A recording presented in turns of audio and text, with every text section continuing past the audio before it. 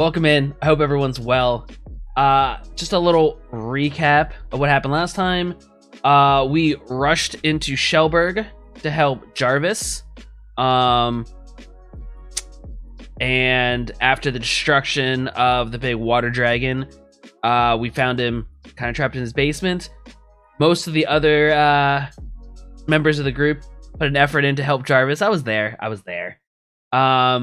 We kind of disbanded a little group that was doing some looting in the area as well, and then we were picked up on some swamp boats that took us deeper into the swamp to hopefully find out more information about what's going on with these dragons and why the hell it came out of nowhere and destroyed a town, because it definitely wasn't my fault being in the restricted waters. For anyone that still thinks that's my fault, it's definitely not my fault.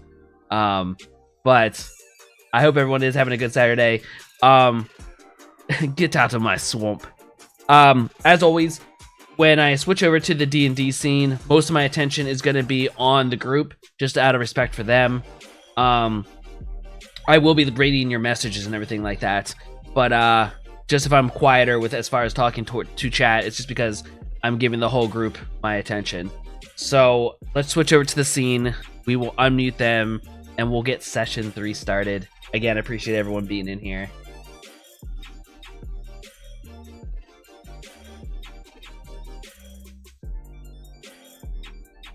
See what it's all about. Hi, everybody. Hey. Hi, everybody. Let's do it to it. Let's go fight swamp monsters. There will be no monsters on this pacifist stream. This is, give peace a chance, even in D&D. Jeez, come on. Okay, so the party basically find themselves in the middle of a hub or a small village in the middle of Magfil marsh. They found themselves in this part of the world after the repercussions of Kisera, the water dragon's attack on Shellberg. The party had bravely strolled into the town, dealt with the rising tides, the roving mobs, made their way towards the house of Jarvis, the mentor of Rian, or one of our heroes. And while being able to save him from his temporary underwater captivity, with the help of not only an ingenious, is it air-filled like water sack from one of the was that that was Viator. That was Viator, yeah, Viator with the air in the water sack, and then Rain making her way through the water, gliding, using her skills as one of the genasi to get through the water and save Jarvis. The group, through a combination of slick moves and some intimidations, some successful, others initially not as successful to start out with, were able to finally scare off a mob that had began during this crisis, unfortunately. At that moment, a couple of ships, swamp boats, basically, were able to enter the town through the sheer rise of the water levels, and were able to take our party, where they met a tabaxi, which I finally did the research on. We were calling them Khajiit. Depending on maybe which part of the fantasy world you're from, they were known as Khajiits. In this part of the world, they're officially known as tabaxi. So they met a tabaxi named Rusty, who was taking them out of the town, letting the damage die down. They had taken quite a few refugees and survivors out of the city, including what turned out to be Jarvis's wife and son, if I remember correctly. But anyway, Jarvis's family were in Magfil Marsh, and the party were able to help a few more of the survivors, conducted a little bit of makeshift surgery on some of the more injured party members, as well as ultimately make their way up into the central tower of Magfil Marsh, where they were met with our friend here, Ceres, who Rusty had introduced the group to and given a little bit more information about what had happened, the attack on Shellberg from Kisera the Water Dragon, and that this deeply disturbed him because there's normally such a, as you can imagine, just an elemental balance in this world. But something has gone awry that has shifted this. This is an unequal balance that one of the entities in particular has taken on a significantly larger form and is almost pressing their advantage that they have somehow acquired in this world.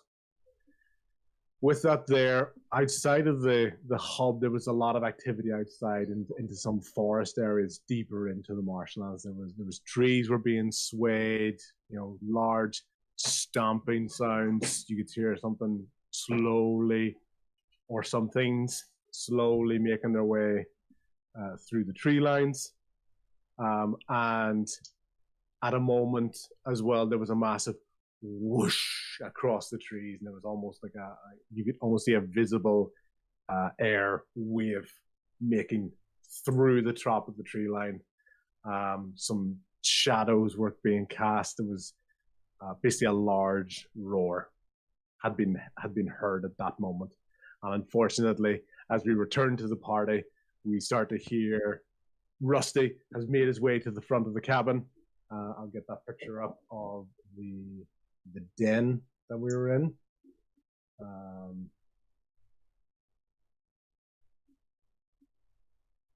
Yeah, so at this central point, if we can see where I'm pointing, I will try to zoom it in where I can. I'll take Rusty off the screen for the moment, and you'll kind of remember what Xeris looks like. But let's zoom in here a little bit on the map. So we had a makeshift hospital where a lot of the other survivors and refugees had been playing along. We had some supplies that were taken here, where we did learn of a drink that, if consumed while not fully ripe, can have intestinal issues for certain party members if they've ingested when under stress. So we'll see if that comes into play. Hopefully nobody like Tommy has taken a drink of this desperately in this moment in time. And our main hub here at the top of this spiraling tower at the top of a very large tree, we have Rusty and we have Xeris. Rusty has rushed to the edge of the door to see about this noise. Unfortunately, as the party looked towards Xeris, Xeris unfortunately has a look on his face, a combination of knowing and yet surprise / concern on his face. And he just at that moment goes, yes, seems to be where we go next, my friends, if we're to find some sort of balance to this situation. And I believe at that time, Tommy was entering the room but hadn't quite made his way there yet. Viator, if I remember, or Logan, Logan, I believe maybe was just outside the hut, looking towards the tree line, if I remember that correctly. Rian was in speaking, had made her way back to Rusty and Xeris. And Claude, I think you were there as well, if I remember correctly. I'm in the makeshift hospital helping. Makeshift hospital. Okay, yes, because you're looking after this. You're in the makeshift hospital. And Viator, I think you were around about the main hub. Would that be correct? Possibly. If not, we can just imagine that you made your way there. And just in case you were talking, you're on mute. Just so you know. And basically, we can start off there. So Xeris, recognizing what the sound is, hearing these sounds with an almost slight despair, but knowing that things have transpired as they have, and the latest domino in this sequence of events has fallen. So, if anyone else would like to have something to say, and we can get ourselves going. Tommy kind of comes into the room a little bit panicked. Like there's something, there's large something out there that with us, against us. As he takes a drink from his cup. Oh no. Take another drink of that, and you're actually acquiring this taste now. You've had a couple of goes. It's sour, but you've had hard liquor before. It's probably just some sort of a hard liquor. They're not normally the nicest things to drink right off the bat, but you're getting used to it. Calm the nerves. Calm the nerves. Yeah. And you're kind of wondering if that slight bit of fear that you're feeling about there being something big out there is manifesting itself as a physical symptom, because you're basically your tummy's starting to kind of grumble a bit. Mm-hmm. So you're kind of wondering, am I losing my nerves here, or a bit scared? But you're starting to feel almost a physical tension with that. Okay. Claude, let's go with you because you're off to the side at the moment. Makeshift hospital. You're speaking with some of the other party members, other refugees, other sort of makeshift staff, let's call it. You're basically speaking to another character in there. This is another Tabaxi character you're going to see, and her name, she basically goes by. She comes up to you and goes. She reminds you, I know in this confusion, a lot of stuff's going to be happening. Thank you so much for your help. I'm Monty. And I just want to thank you very much for all your help today. We wouldn't have been able to do this without you. I think you've really helped. Basically, don't want to sum it up too lightly, but you saved a lot of lives today. And you're able to look over the side, and Jarvis is basically just there in the corner, just holding his family. He's got his wife beside him. She's got her head on his shoulder. She's just happy to be there. It probably looks like she's almost sleeping. Probably for the first time since all of this has happened. She's actually got a bit of rest, and his wee boy is basically just in his arms, almost kind of just sitting down, just leaning up, got his head in his dad's lap. He's just happy to be there. He's just content. Monty, right? Yeah, Monty. Yeah, Monty. I'm just glad I could help. It was a disaster what happened out there, and I know we lost a lot of lives. But have we heard the roar yet? Did we hear that? Yes. Okay. You've heard that. It's in there. Yeah. Should we be worried about what the hell's out there? Is that normal? I never heard the roar. I swear, there's generally a lot of activity in the forest, and you can hear movement, and you can hear that slow movement. I don't know what it is. There's really just kind of rumors of things. I'm not kind of really one to speculate too much. I don't like to scare the people who are here today. The last thing they need, like they've just seen. I mean, imagine what they saw. Like, what did he like a water like beast? Did they see? It was a dragon. It was enormous. It came and wiped out a third of the city. I don't know if it's coming back. I think I might need to find my group. Are you stable here? Yeah. To be honest, you've helped us so much today. Seeing scenes of any sort of. And she kind of looks over towards Jarvis's family. You can see the relief of Jarvis's family being together is almost like the only thing that sort of fueled her today, and amongst the stress of everything that's happened, because she's probably seen too many families being separated today. And there's almost a moment you kind of look at her and she is sort of holding herself together, but you probably, if anything, we're looking at this, you get the feeling that she kind of needed that win. She needed that win today. And that's probably going to be enough for her. And, it's hard to see how things go, but yeah. All right. Well, can you point me towards where the group might be, where the village center, I guess? Yeah. So they're probably going to be most likely. I saw Rusty running in. He was going towards the central point of the treetop. So if you just go out of here, take a left, go towards the biggest tree, you can't really miss it, and just keep going up until you get to the highest point. You'll probably meet our sort of makeshift leader. His name is Zeris. Anything to do with health, I learned from him. So if you can, please show the respect I believe he deserves. I know there's a lot of stuff going on here today, but between either Rusty or Xeris, you should be able to get a better idea how to go on. But she reaches out her hand,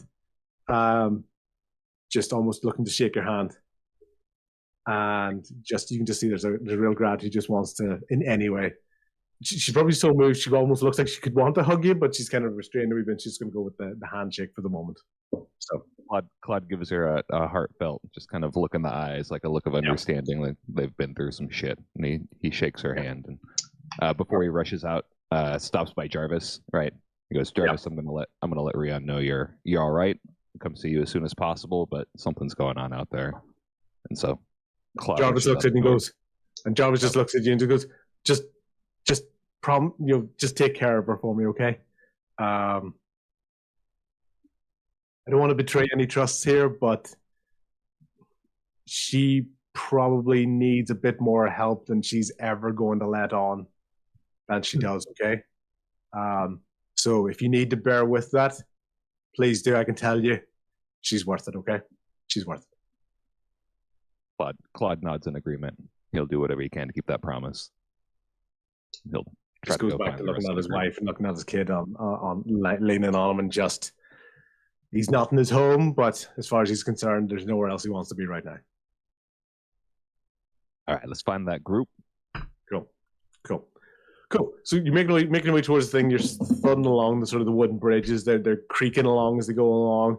You probably would have expected a little bit more of a sway because they look rickety, but there's actually quite a secure base to these, so they're actually not as shaken as much as you would have expected them to be, which probably gives an indication of how established this particular base is, this particular hub is, as opposed to sort of a makeshift in response to the attack on the city. This has been well established. This is well ingrained wood. Ropes are secured in multiple points along the way. So it's actually quite a smooth run. There's nowhere near as much sway as you might have expected there to be. Cool. So you're going to make your way towards the hub. And let's just imagine you're sort of getting there at the moment and you're basically walking past, let's say, Logon and Viator at the opening of the treetop meeting point. Logan, you're a ranger. Did you spot anything out there? Did you hear that noise? I heard it, but I was not able to identify it. I've never heard anything like that before in my life. I'm not sure if we should be worried. Have you seen the group? I haven't. We should probably go look for them. Yeah, maybe with the local nurse, one of the nurses in the hospital, they had no idea what it was. Hopefully somebody here knows. I'd like to go out there and investigate. A new creature fascinates me. All right, let's gather some information. I'm all for rushing out there, but I want to know what we're fighting first. Yeah. Call me crazy. Of course. Leroy Jenkins. he's off into the. It's a lot better than we usually do. All right, chums up. Ready, guys? Let's do this. Leroy Jenkins. Oh my God, he just ran in. I'm a curious man. Oh my God, he just ran in. Yeah. Tommy's just still at his drink down. You just hear him going, Leroy! We follow the sound. The concoction is really starting to have a bit of an impact. I'm almost catching him by surprise, very briefly. Very good stuff here. Yeah. Let me tell you about my friend Leroy. Yeah. He was my bestest friend. So Claude, Logan, right at the, you're basically, let's imagine like one level down from the hub. So you just kind of know if you run around the rest of the spiral, the rest of the building's going to be above you. And Viator is going to be right outside the doorway of the main hub, where you can see there's a doorway. And if you were to look inside, you'll see Tommy, Rusty, Xeris, Rian, Bo. You'll see them all standing there. So if you were to get to the top of it, you'd see that everybody is together. Cool. I apologize because I think this swamp air, I'm not used to it. So I saw Xeris. He looked a little uncomfortable. I think we should go find out what he knows. So I'm with you guys. Let's run in. They did say he was the makeshift leader. I guess if anybody knows, it should be him. Hopefully, he can fill us in. Yeah, he looks pretty smart. All right, can we go and talk to Zeris? Yeah. Cool. So at that point, Claude, Logan, Viator at the doorway, walking in. The first person you're going to have on your right-hand side is Tommy. A little bit further away from Tommy is going to be Bo. Rian is the one sort of closest to the middle. She was the one probably directly engaging with Zeris at that time. And as you're coming out, that's when you notice the timeline sort of align at that stage. That's when Rusty was running out the door as well to take a look at this for himself. That's how the kind of timelines have sort of matched up. And now you're back in what was happening right now. Okay, so Rusty's just went past you as well. Zeris, what's going on out there? Did you? That wasn't a normal sound. Nobody in the hospital knew what was going on. Zeris looks over to Claude, so he was engaged with Rihanna. He looks now over to Claude as Claude runs into the room and just announces by name, "Zeris, hey, what's going on?" And he just turns and goes, and first thing he'll look at you and then he'll look at Rihanna and goes, is this the rest of your party? I guess you could call them that, but that's who came with me. Okay. Sometimes they say you don't get to choose your family, and let's just say it's a happy accident along the way. And at that moment, he almost kind of begins to giggle to himself, but then realize actually he's just made an inappropriate joke after a tragedy. So he's kind of like almost sort of composed himself again. He's like, "Oh, okay, I didn't mean that. I'm very, very sorry. Very sorry." The sloppy sailor was definitely a happy accident. At that moment, he looks straight over to Tommy. He knows exactly who Sloppy Sailor is. Straight over to Tommy, and he takes one wee look at his flask that he's holding. And he goes,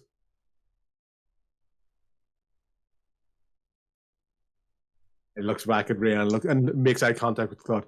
"And you are, sir?" Claude, sorry, I rushed in here. Claude Marcel Brightward. "Nice to meet you, Bright Warden. So my name is Zeris. I am the leader of this community. And yes, I believe that following the attack on Shellberg, I think they're studied this. I've known about this. It's been a very, very long time since something even like this has happened before. But it wouldn't even been my predecessor. It was, multiple generations ago, before myself. A instability to the equilibrium has unsettled the realm. And while we've seen political and criminal enterprises rise and fall across southern areas, unfortunately, this type of situation has arisen again and is potentially on a scale known. It's a worldwide. It's our world of a thing. I think you're cutting out a little. Fate has shown that it may be. Sorry, I think fate may have shown that this random collective is maybe the one set on the path to look for it.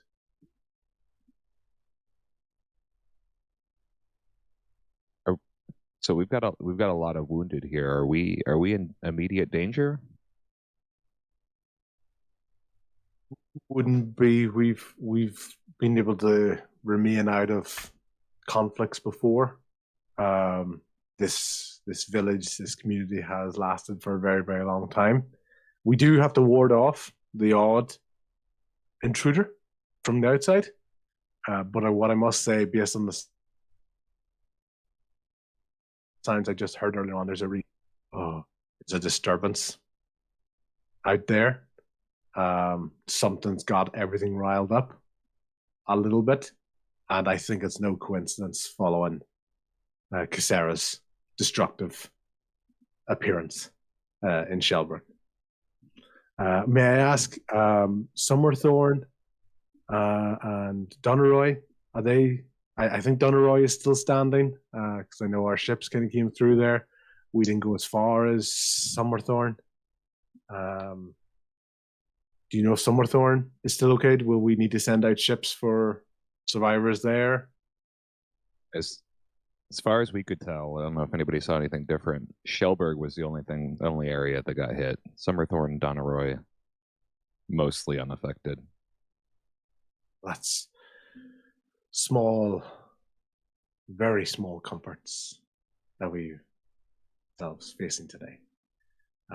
But there's little else I can tell you other than I know for our area of this world. We are in amongst the most natural element of this world. Know that there are guardians within the forest. We know that Kisera's brother, Danu, is deep within the forest. We will be able to help with transport along the waterways, but there will ultimately be only so far that we'll be able to bring you. We would volunteer as much help as we could, but as you've seen, we're kind of buckling under the weight here. At that point, he's going towards the main trunk of the tree, and he's still patting it. Thankfully, not physically buckling, but we only have so many resources to go around. And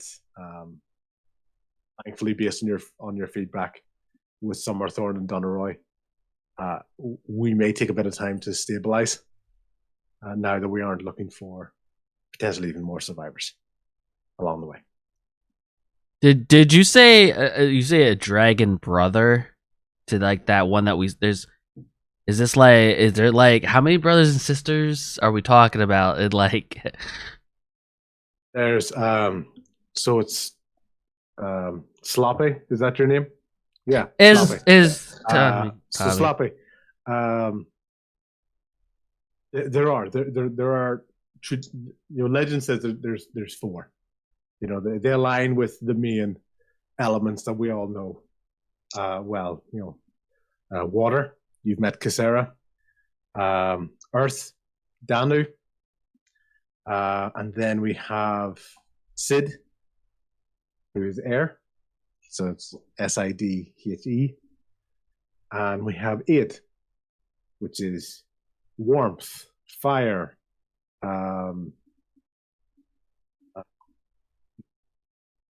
Depend on how the texts were translated. It was basically fire, but it could also be seen as warmth or heat or energy, whatever way it may be, and that's aid. So it's AED, aid.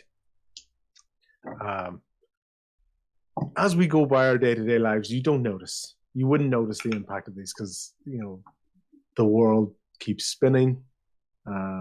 Day becomes night becomes day, winter becomes summer, etc.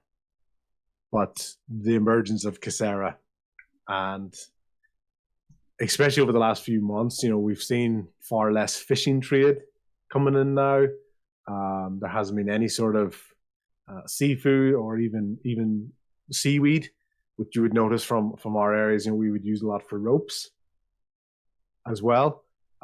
We're struggling for supplies that would naturally have come from the sea, and it seems that there had been an almost embargo type. We can't quite describe what that is, but basically we found that no sailors were in those waters. No trade was happening in that for such a very, very long time, and we don't quite know why that happened, or we have to imagine now, we have to take a guess now following today that it's Kisera's input. But if nothing had been happening in the water, then we don't know why things would have changed as of today.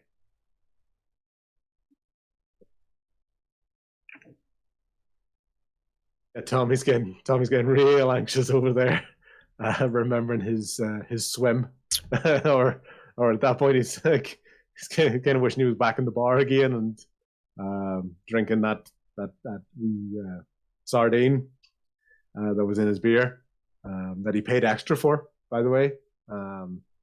So to Yannick. So yeah.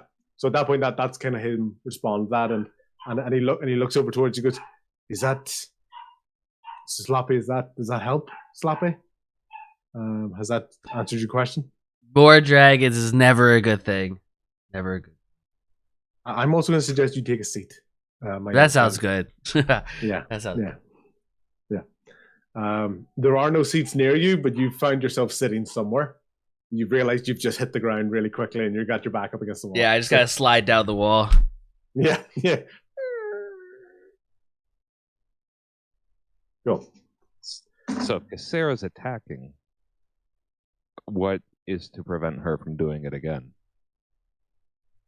As anyone who's been in an almost family unit before, a lot of times what we believe the only thing that keeps you in check are your other siblings. So that's generally what has kept everybody in balance before. So the only thing I can think of is either what has happened to the siblings, or why are they not involved, or what has happened, because I wasn't there, so I don't quite know. I don't know whether Cassera has gotten stronger than all the other siblings. I don't know whether there's, they're missing the other siblings, or maybe they just don't care about life anymore, and they're just gonna let Cassera run wild. That I don't know. I don't know. I don't understand the motivations or what has changed this dynamic. But I know when I was growing up with my 37 brothers and sisters, that generally what kept us in line were each other. So I think the puppy's fighting the dragon in the background. He is actually fighting the toilet roll holder, which seemingly has created extreme offense to it. And, so I'm gonna take care of that 1 second. So I'll show her on screen. She's like, "Come at me, toilet roll! Come at me!" I guess we talk amongst ourselves. Ah, the puppy. Puppy. Hello. You don't understand. That thing was coming at me, man. We're going out there to find this thing, right? That's the roar we were hearing. She already looks. Yeah, that's the roar. She already looks bigger from like last time. Like, yeah, she's about 14 weeks now. So I'm gonna go lie her down. Okay, no problem. So I am down to go find out, first of all, what's in these woods and if it's putting this village in danger, in any immediate danger. Secondly, whatever prevents Cassera attacking again. At that point, I should have introduced that you need to recruit Calais, the brave warrior dog. She is the only one. She is the chosen one. We need to send some boats back out. Got to go pick up Yannick and Calais. Okay, so Caceres is given the idea that in most cases when there's any sort of family turmoil or any sort of family dynamic, probably what keeps ones in check most often is the input of all the siblings together. That's kind of how you have a general natural order of things and natural sort of hierarchy and balance. So his suggestion is probably along the line that we would need to discover exactly what's been going on with these other entities. And at that moment, he's kind of walking past with his wee stick. His wee tail is slowly kind of just wagging behind him. Tommy at that point is kind of wondering if he's seeing double or if this tail is actually okay. And just walks out to the doorway and just stands there and points towards the middle of the forest and say, "I know not where exactly, but part of our balance is our part of our community's survival is with our balance, with Danu and the rest of the forest guardians. So, if anything, that would probably be one of the most prominent clues that I can give. I've had no personal interactions with Sid or Id at this time. I've been here most of my life, and I intend to stay here to ensure this community recovers, survives, thrives, and naturally get everybody back to Shellberg and see what we can do to probably engage a bit more with the town, especially with the threat of Cassera looming. Tommy kind of would like Tommy kind of like leaned on his knees as head. He's like, so bunch of dragons, they're brothers and sisters. We got to bring them back together and be friends so there's balance. What could go wrong? I'm in. What time of day is it, by the way? I'd say about 8:00 at night. By the time, because we were there in the town, there was going to be the party in the few hours. Cassera's attack, getting into the town, and then taking the boats into Magfil, and then the natural kerfuffle of dealing with the survivors, etc. So I'd say you're probably looking about between 8 and 9 o'clock at night. Yeah. Probably not a good idea to wander out in these woods at night, and I think if Sloppy Sailor's coming with us, he probably needs to sleep whatever this is off. It's Tommy. It's still Tommy. Needs to sleep it off. It's Tommy. It's so Claude's kind of looking over towards Sloppy. Sloppy's getting a bit sleepy now. Anyone else sort of want to either interact with? You've got Rusty there, you've got Ceres there, you've got the rest of the party, or is it just a case of sort of getting the head down for the night? Anybody have any sort of thoughts of what they might want to know or think about? I remember Rusty passing us, and I was curious to see if he knew anything while he was rushing off. See if he's okay. So you're basically right beside Rusty at the moment. Rusty kind of taking a wee scoot past you to take a look at what the noises were. So he's basically standing right there if you want to talk to him about anything. So initially he's going to be quite distracted. He's looking out towards the forest. You can see the ears on him are sharp. They're really pricked up. Mm-hmm. And as you walk up towards the back of him, you can see a few of the wee hairs at the very back of his neck. They're starting to stand on end. So it's definitely quite tense. Okay. At this, it's not quite rearing up because he's on two legs, but you can see that same level of tension in there. So I put my hand on his back and say, "Hey, what's going on, buddy?" You basically scare the shit out of him at that moment. He was really tense. You put the hand on his back, he instantly reacted, and the claws were right there, like right towards your face. But then he sees who it is and just goes, "Shit, sorry, mate. Sorry. What were we saying?" What's going on? Everything okay? What's out there? I don't know, to be honest. You get natural sort of, and he's speaking quite frantic right now. So he's definitely a bit on edge. He's definitely sort of where you can tell he's almost like naturally sort of ready to defend. He doesn't know quite what's happening, so he's like, I don't know. You hear the rumbling quite often, and you hear sort of skitters of things. Those guys, you hear them in the fort, and like they're all skittering by, and we keep them at bay. That's fine. But that big sound, I've never heard that before.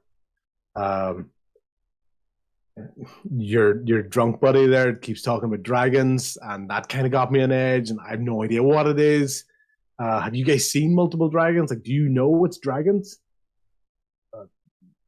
We've seen a dragon for sure, and it ain't pretty. You've seen a dragon? Yeah. Yes. Okay. So I'm just checking. Is Theodore quite quiet, or is it just on my side? I can turn myself up. I'm sick, so. Oh yeah. Okay. Cool. No, I'm just literally just making sure it wasn't something on my headset. That's okay. Cool. So so you're kind of just wondering what's going on. You've seen a dragon. This has not relaxed Rusty at all. Yeah, he's ready for anything. Like, as far as he's concerned, It could be a ginormous dragon. It could be a tiny dragon. It could be multiple dragons. It could be any sort of dragon. And you can just see he's twitching.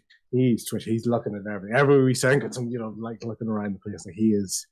And as he's doing that, he's kind of he's really starting to sort of like touch around his neck where Viator, as you saw, sort of recognizable bruises around his neck, and he's really rubbing at his wrist. Like this sort of anxious energy is really going towards those wee areas. He's lifting up his leg just around about the ankle, and it's kind of being scratched against the back of his own leg, like something. Like he is not settled right now. He's not. He's not settled right now, basically. So okay. So I'm gonna reassure him. It's okay. We'll gather our group and we'll go find out what it is. I'll see if I can come with you guys, but I'm going to have to talk with Xeris. I just need to find out if it's strategically best that I go out and, sort this thing out there, or am I going to be needed here? So I'm going to have to try to figure out exactly what that is, because you can see there aren't exactly a huge number of us here, and there's probably like his first attempt at humor at the moment. He's almost standing like there's probably more lovers than fighters here. Put it that way. I'm kind of one of the, I'm kind of needed for that. So our friend Sloppy Tony, yeah. And that's probably the first time sort of Viator. That's probably the first time he's talking to Viator, and Viator keeps kind of diffusing the situation. That's probably the first time he's like kind of taking a breath and taking an opportunity to kind of sort of see how things are happening. So yeah, so Rusty's going to look at that, but that's kind of what Rusty has to say about things. He's as much in the dark as you guys are of what that can be. You get the feeling that he's not surprised about the other sounds that are happening, but that really big one, he has no clue whatsoever. So yeah. Can I ask him what was the other little sounds? Is that just like normal noise? There's wee, like, just annoyances, like there's wee bullywogs in the thing. Those things are just constantly sort of attacking and stuff. So for anyone who doesn't know, a bullywog is almost like a humanoid frog. Oh. They're not very tall. You can tell by Rusty's point of view, he probably considers them more of a pest, but but he goes, yeah, you know what? Give me any of them one-on-one. No big deal. But at least these things aren't dumb enough to come at you one-on-one. Okay. They're gonna get you when it's on their terms as much as they can, and they're not gonna come at you one at a time. They're multiple, they stick together, and at the end of the day,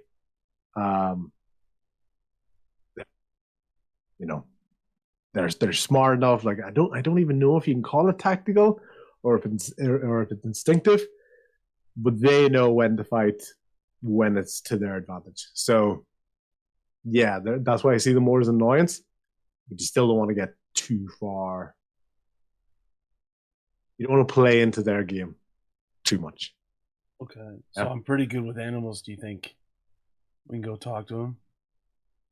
I think you'll have an element, but they probably wouldn't be considered, let's call it bestial. Like they're I know you humans kind of think of yourself as humanoid, and everything around you is like, a humanoid tabaxi and a humanoid bullywog.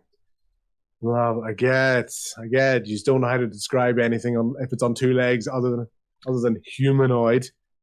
Maybe bipedal, stands on two legs. Anyway, I'm not going to start a rant. A humanoid frog. So they're not quite beasts, Like if you ask me to roll over right now, and if I want tummy rubs, I might want tummy rubs, but it's because I want tummy rubs, not because you've told me that you're going to give me tummy rubs. Okay? It seems oddly specific. Do you want a belly rub right now?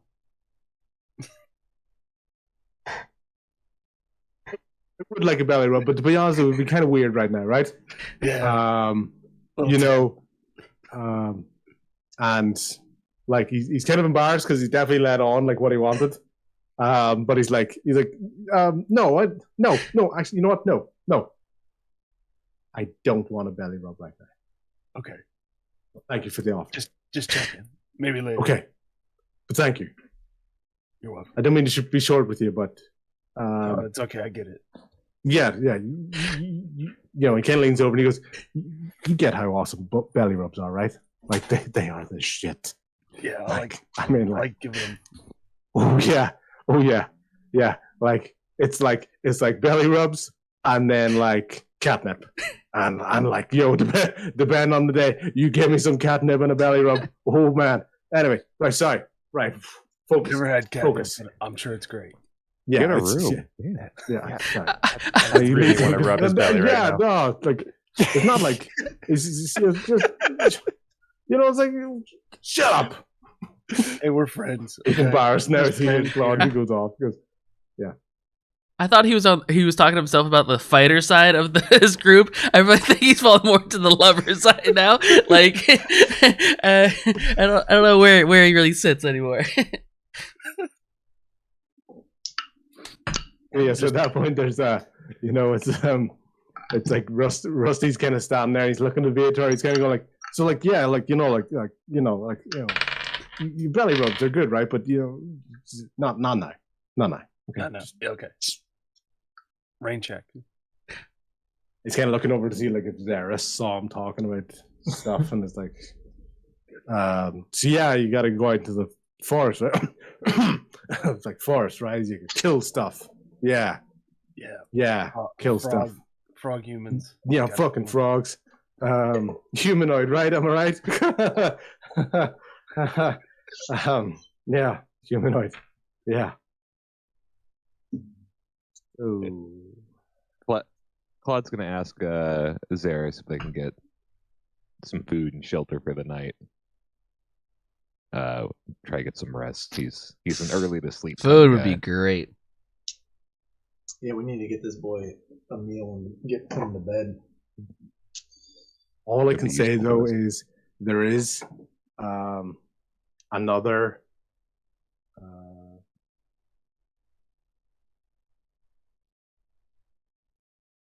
so sorry, was that last part? Another what? sorry, there's a wee map. I'm just getting my map up. Yep. So I was looking for a map. So as you can see, and Zaris is basically giving the description of, yeah, of course you can sleep here, guys. There's 2 free huts at the moment. One to the south of us and one southeast of us.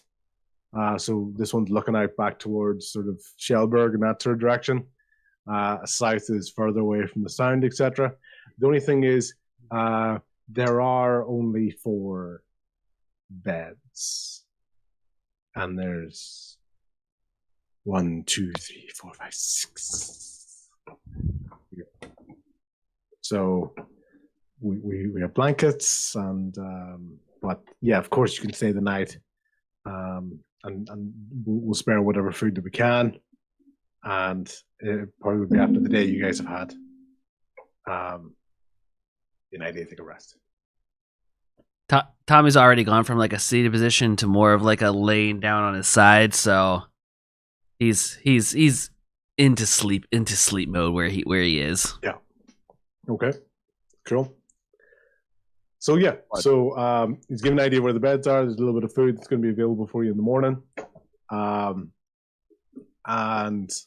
so anybody can take a rest for the night as much as they can.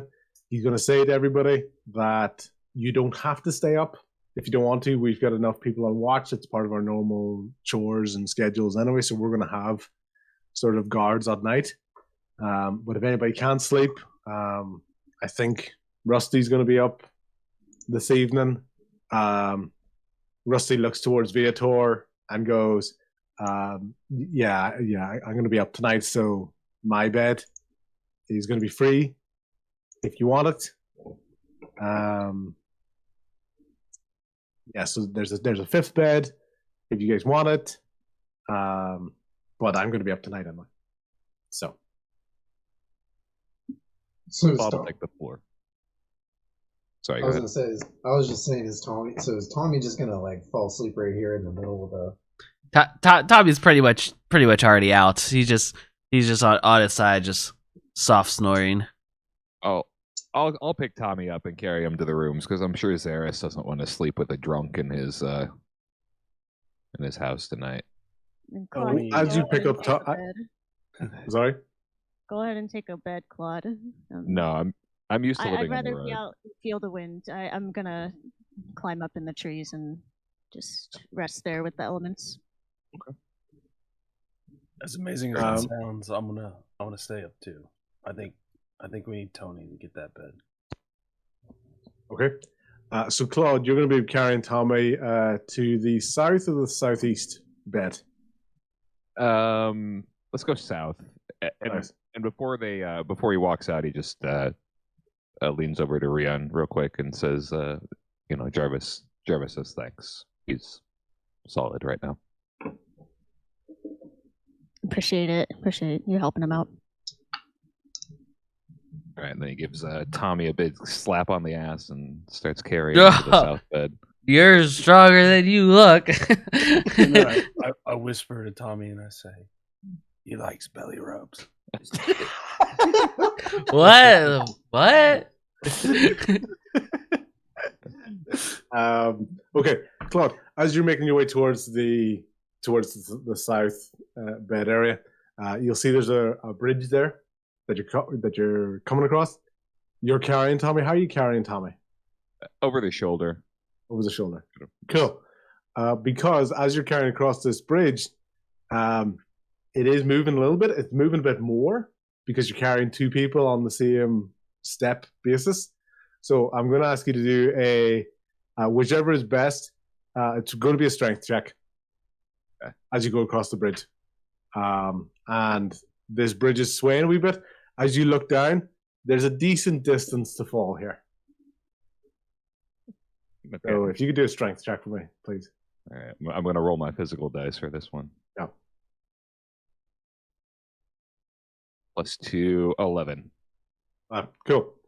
Thankfully, because of the security and the established nature of these bridges, it is wobbling a little bit to definitely make you more uncertain compared to your last walk earlier on. But you do make it across. A couple of the wee bits of wood creak a little bit. You see some of the, when you're a bit unsure, then you notice some of the vines, the seaweed vines, some of them maybe look a little bit frayed compared to what you would have thought about earlier on, but you eventually do make it towards the bed. And you get towards the southern hut, and there's one really, really comfy bed. Like it's a well-established bed. It's got a nice pillow. It's got a relatively nice duvet cover to it. And the other one is definitely a makeshift sleeping bag, which is just on the floor. There's a pillow that pretty much just looks like a bunch of moss there. So it's completely up to you which bed you pick and which bed Tommy gets. I'll throw Tommy on the nice bed and tuck him in a little bit. Make sure there's a glass of water by the bedside. You're a good man. Good night, sweet prince. He tucks Tommy in and takes the sleeping bag. Oh wait, could you do a Constitution saving throw for me? Because as you were being carried across the bridge and you had somebody's shoulder digging into your gut, Claude could hear a real bunch of rumbling from your gut as you were being carried across. So I'd like a Constitution saving throw from you, please. 4. Okay. I'm going to let you roll a 6-sided dice. Okay? Cool. And before you roll it, Okay. it's going to be odds and evens. Yeah? Mm-hmm. Let's say evens are heads, odds are tails. Okay. And as you can imagine, the way heads and tails is going to go, that's where you're getting sick from.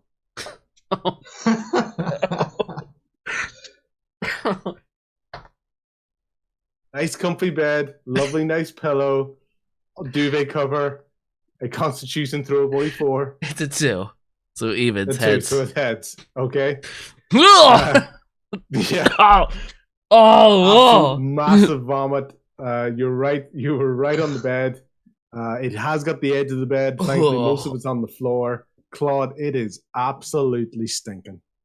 Absolutely stinking. Like, this is one of the most rank smells you've ever smelled in your entire life. I'm going to ask you to do a Constitution saving throw right now. Once you've smelt this. All right. There it is. 6. The smell is so bad that you are throwing up as well right now. Can I at least take it outside? Yeah. At that point, coming across, Monty was popping her head in to see how you guys are doing today, and just to make sure that everything was comfortable, because this is her hut. And she's walked in, and just as she gets in, like she was smelling it before she came up with her tabaxi nose. She smelled this on the way to the thing, and she has come in. And although the smell hits her, like, the first thing she does, she goes straight over to Claude and goes, Claude, are you okay? Are you okay? Is this, like, did you ingest something from like, did you take in like dirty water from Shellberg? What happened? No, the only dirty water is whatever came out of Tommy. I can't. Give me a second. It's like, I swear I can help you clean this up. Just, I need a minute. I'm so sorry. I don't know what he was drinking. He was drunk on something. Yeah. I don't know what. They make it different around here. Yeah, okay. As he basically takes a look at it and just goes, oh no. Sees the water thing that you were drinking from, the smell coming out of it. That's basically the equivalent of like a preservative of what they do to kind of keep the damp out of all of their food. So you've basically been drinking a preservative for their food. And no, like, in no way, like, I haven't had to clean this summon up since some of the pups have been around. Like, everybody around here knows that she's not even mad. She's almost taking it like a personal failure on her part that she didn't say, that she didn't put this away. She is incredibly embarrassed. Her as far as she's concerned, the reason her hut is a mess is her fault. She is so embarrassed. She's looking at Claude. She's looking over to Claude, and she's kind of, every so often she's like rubbing his back and touching his shoulder, and just like taking a wee cloth and just gently clean his mouth. She's really looking after Claude. At this time, Tommy could be there lying on his face for all she's concerned. She's like, no, I'll clean him up in a second. Don't you worry. Oh, sorry. She's like really looking after Claude. And, I'm sorry. Sorry. Yeah, no, it's okay. It's okay, dear. It's okay, dear. Are you okay, Claude? Are you okay? I'm okay. Thank you. Yeah. Do you want me to stay? Do you want me to stay with you? Do you want me to do you want me to rub your hair, or can I get you something, or Really, we need to get some sleep if we're going to set off in the morning, but we can't sleep in this filth. It's Well, and she looks. I heard it. Yeah. I heard it and smelled it. Rian's come to the hut. Okay. Am I able to cast Gust and get the smell kind of wafted out of the hut? Yeah. Okay. Smart. So, are you casting Gust into the hut? Or are you in the hut and kind of like what? I've What gone we do? into the hut because I can hold my breath indefinitely. And Okay. I'm gonna Fantastic. push it out. Yeah. Okay. So That feels wonderful. Because of this, you do get the smell, but your body's ability to almost kind of cut off the need for further air to come into it is what prevents you from having to do a Constitution saving throw. But you're able to come in, you're able to gust this out. The only thing is, Gust is quite powerful, so a lot of the wet mess that was there has unfortunately also been blown. So what was originally one or two wee piles of mess have just been like just splattered along the wall. And the room doesn't quite smell the way it did, but it's decorated in a very, very organic way. But so you're like, I came in with a great idea. Sorry, guys. It didn't. It kind of worked. It didn't quite work. But so you're there. You're like, you cast Gust. You're ready to help. Monty at that point looking over not only at her wall but right beside Claude. She had like a wee like neckerchief on her, and you can kind of see her almost trying to take the moment to like swish it away, and it's like, oh my god, it's like I'm wearing, oh my god, so it's I was wearing this, and it's there's kind of less going on, and are you okay, Claude? So just kind of setting the shoulders and making sure everything's maybe a bit more of the neckline showing for her. You okay, Claude? Thank you, Miss. I don't know who you are. Don't worry about the mess. I'll clean it up. I'm going to make sure Claude's okay. You don't have to stick around. But I'll make sure Claude's okay. And I'm gonna walk out in embarrassment. I'm going to my tree to rest. Okay. I'm so sorry. Thanks for the help, Rian. Appreciate it. Out of character. Yeah. The only two things I can think of was, first off, Bradishing's gonna be the first person to get a D&D banned on Twitch as he strips on Twitch. No, I'm just kidding. But the second thing, I pictured you using the Gust was like the early 2000s R&B where they're dancing in the puddles and they're just like slashing and kicking it around. I just imagine that's how like everything is just like going around, going all over. Yeah. Rihanna umbrella. Yeah, exactly. Yeah. So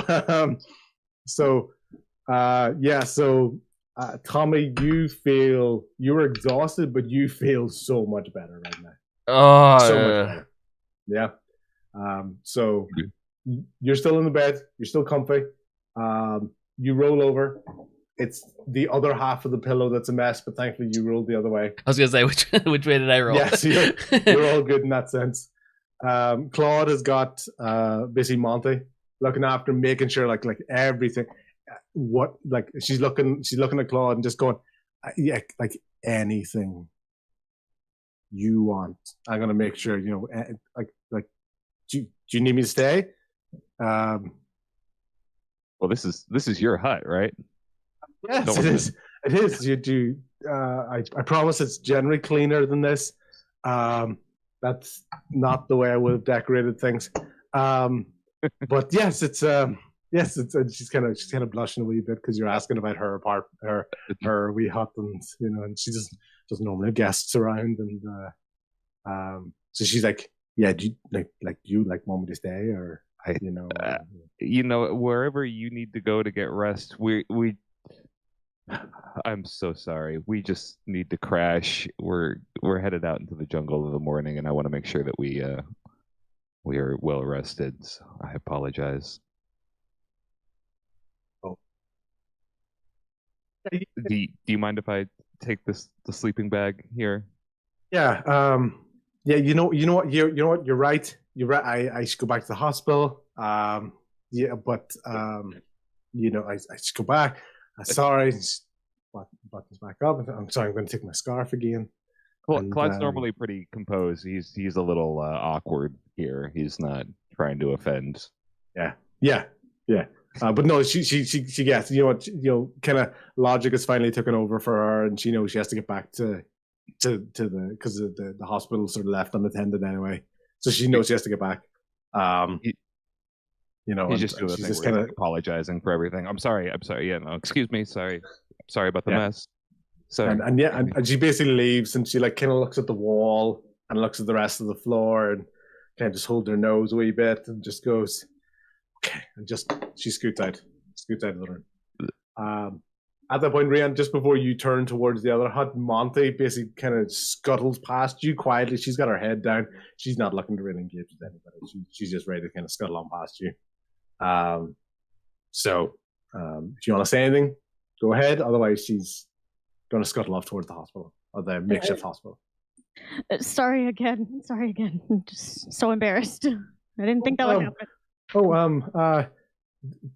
To be honest, you're not the only one that's embarrassed here today. But catches herself on and she walks off again really quickly. that point, you've got Viator's up, Bo is up, still at that moment in time. Logan's up at that moment in time. Who's going towards the second hut? Who's looking to catch some Z's? Bo's gonna catch some Z's. Bo's gonna catch some Z's. He's on his way there. Do Logan or Viator? Viator, I know you mentioned potentially staying up, but Rusty had also told you where his hut was. It's down a level to the right. Logan, you mentioned potentially being up. Rian, I'm not quite sure if you're going to take the hut or sorry, Logan. Logan's going to climb onto one of the roofs of the huts, and he's going to just take a little nap up there, but also keep an eye on. Just use my dark vision to peer out into it. I want to take a look. In Logan's opinion, do you think the south hut is the best one to look at, the southwest hut, or the north hut, the one that's towards the sounds? We're going north. We were keeping an eye on the sounds. Yeah. As you're walking away, a slight wee whiff of a pretty awkward smell catches your nose, but the wind kind of takes it away because you're ultimately walking in the other direction. Okay. It's not your favorite smell, but it's not enough to kind of cause any sort of reaction for you. Okay. So you're going towards the north hut, and you're able to climb up onto the thing. Xeris looks at you on the way up. Looks a little bit confused, but kind of lets you do as you do, because he actually looks over towards Rusty, and Rusty does not look confused by what you're doing whatsoever. Kind of looks like something Rusty has done before in the past. So he's not surprised. That belly and thinks about scratching it. So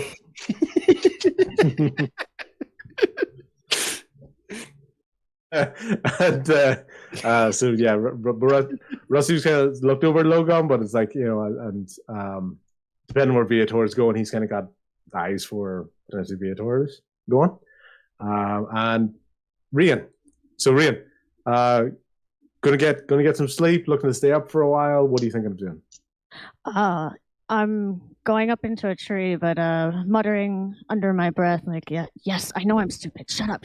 Like, just under my breath. Just stop. Okay. I know. It was dumb. So embarrassed, talking, you just like, it's not quite one the earth to open up and swallow you right now. You literally just like wish that like a branch would just take you and just set you up somewhere really far away right now. Yes. Okay, cool. So you're up there, you're basically almost kind of meditating up there, but that meditation is being significantly disturbed at the moment through negative self-talk and embarrassment. Yep. Cool. A little bit of voices. Like voices, yeah, exactly. Viator, what's your thoughts at the moment? So you've at the moment, while all this has been sort of happening, you and Rusty have kind of just finished this kind of slightly awkward conversation, but not quite awkward conversation. You're trying to keep it light, but there's definitely a thickness in the air around you two. Definitely a kind of a will they, won't they sort of a feel going on. Don't quite sure. But what are you thinking at the moment? I think I'm gonna evacuate this situation a little bit. I'm gonna go check on our boys that went to go sleep in the hut. Okay. Fantastic. So you make your way towards the hut. Yeah. Something's catching your nose at the moment. Monty scoots past you. She doesn't pay attention to you whatsoever. You walk past Rian, and you can kind of just hear a little bit of muttering, but she's kind of making her way, so you can kind of hear her muttering away and going off in the other direction. Mm-hmm. And you get towards the hut. Yeah? Yeah. I need you to roll a Constitution saving throw.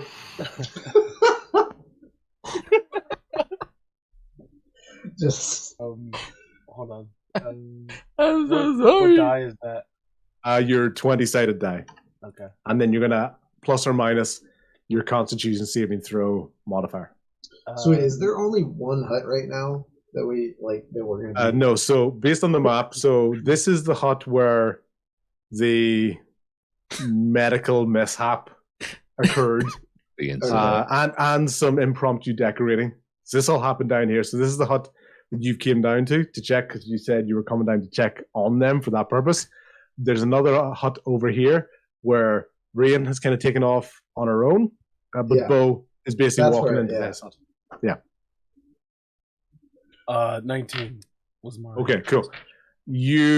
It strikes you. It's like a smack in the face of smell, right?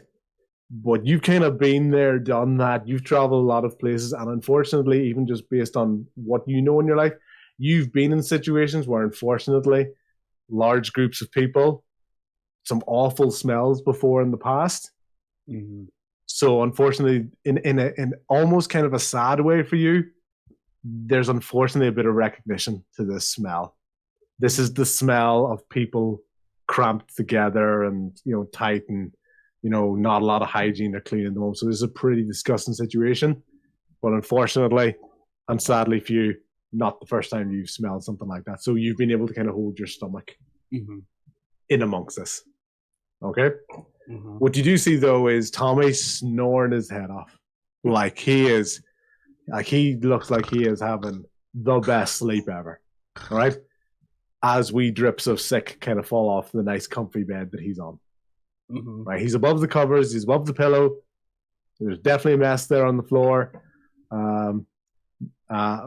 The wall is skited with this awful color of mess. It's kind of like almost like a black with almost like a bit of purple in there and brown. And is that sweet corn? He doesn't quite know because there's little dashes of yellow in there. But it's all over the wall right now. You don't know if this is intentional decorating or not because it looks like that. It's kind of like a pop art sort of style. But that's clearly where the smells come from. Claude also has a pile of mess in front of him. His doesn't look as call it rotten colored. It looks more natural. Didn't really think I'd be improv describing a bunch of sick at the moment, but there's two different types of sick here. There's one chemically based and there's one naturally based. And that's basically the really disgusting crime scene that you've walked into at the moment, with these two guys pretty much asleep. You look over to Claude. Claude's trying to pretend to be asleep, but his cheeks are really flush. He something embarrassed him recently. He's just like, I just want to go to sleep. I just want to go to sleep. I just want to go to sleep. I just want to go to sleep. So that's what you find when you come down to the last tent. Jesus, last hut. Claude, what happened? I don't want to talk about it. Let's keep Tommy away from the drinks as much as possible. I think that's a good idea. Yeah, it was a little rough. I'll clean up a little bit in the morning, but I gotta focus. Yeah. Are you coming to get some sleep? Not in here. I was checking it out, but I don't think this is a spot for me. I don't like the smell in here. That's probably a good call. Yeah. I do have a blanket in my pack if you need it. That's okay. I'm covered. I got a few things in here. It is what it is. I think I'm gonna head out. I can't take this for too much longer. But yeah, get some rest. Yeah, get some rest. We got exploring to do in the morning. Anywhere's better than here. Yeah. I agree. Vitor, probably that moment, that's where you're thinking, okay, you kind of were, you remember there being told there was a second hut. You'd just seen Bo walking into another hut. There's clearly two people in here. So probably logical is you're going that way. You saw where Logon went, and you saw where Rian went. So basically, Maz is sort of letting you know that there's a free bed in there if you want to take it. Okay. Okay. I want to go kind of close to Logon. I'm not. Is there a bed near in his hut? I'm sorry. So he's gone towards this northern one, which you don't know yet. Because you weren't there. Okay. Metagame wise, that's where Tommy got his drink. Gotcha. Oh, okay. So you can play it out if you want to go there, but it'll also give you a bit of a head start if you want, in terms of you're going to find basically boxes for drinks and food and provisions and stuff out there. Okay. Yeah, let's find a bed in an open area. I guess since everybody else is sleeping, I'll go sleep as well. So there's a bed in here. Basically, as you walk in, you're going to find Bo has made it into bed. He's maybe getting himself comfortable. Bo, what's your bedtime routine? My bedtime routine. I like to get my jammies on. Yep. So I don't sleep completely nude. I'm not a heathen. So I like to do that. Then I like to strum a little bit on my banjo. Just think about the day thoughts, like, see if I can kind of come up with any inspiration. Cool. What pattern are your jammies? The pattern, they're a plaid. Plaid? Yeah. What colors? It's Captain Geoff, thank you very much for the follow. I appreciate it. Green. Yeah.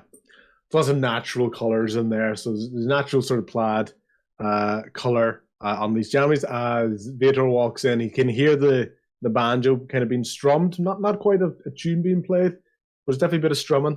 Almost kind of getting ready there. And maybe comes in and sees like Bo, maybe like thinking of lyrics or something in his head and really trying to process probably what's been happening today. Because at the end of the day, this is probably where a lot of this stuff is hitting you. It's hitting you right now. Like a lot of shit happened today, and you're probably trying to process this in terms of song. Your nice comfy pajamas, jammies, you got one of the beds there. There's a second bed there. This isn't a one bed makeshift bed scenario. This is two beds together. Not a double bed, two single beds. So Viatar basically comes up to the door, and Viatar, as you're walking up to the door, you can first of all hear the music. Second of all, realize this room does not smell anywhere near as bad. So you can get it out of your head that this is a natural smell for these community hubs. That was very clearly that one particular hut that was smelling bad. Okay, this isn't like a swamp gas thing, where all of it smells bad. No, that was particularly bad. So yeah. Okay. I hear the tunes. I'm enjoying it. I walk in, I get comfortable. I tell him, do not go to the other hut. Do not. It's pretty bad. Why? What happened? What's going on over there? It was so bad they wouldn't tell me. So I'm just going to leave it at that. Let them sleep in their filth. Filth? Who shit the bed? It had to have been the sailor. The pirate. Oh, that boy, the sloppy boy. Yeah, sloppy Tony. He's pretty gross. But Claude's good. He's a little embarrassed. I don't know what happened. But I'm gonna sleep here. I can't stay in that. So.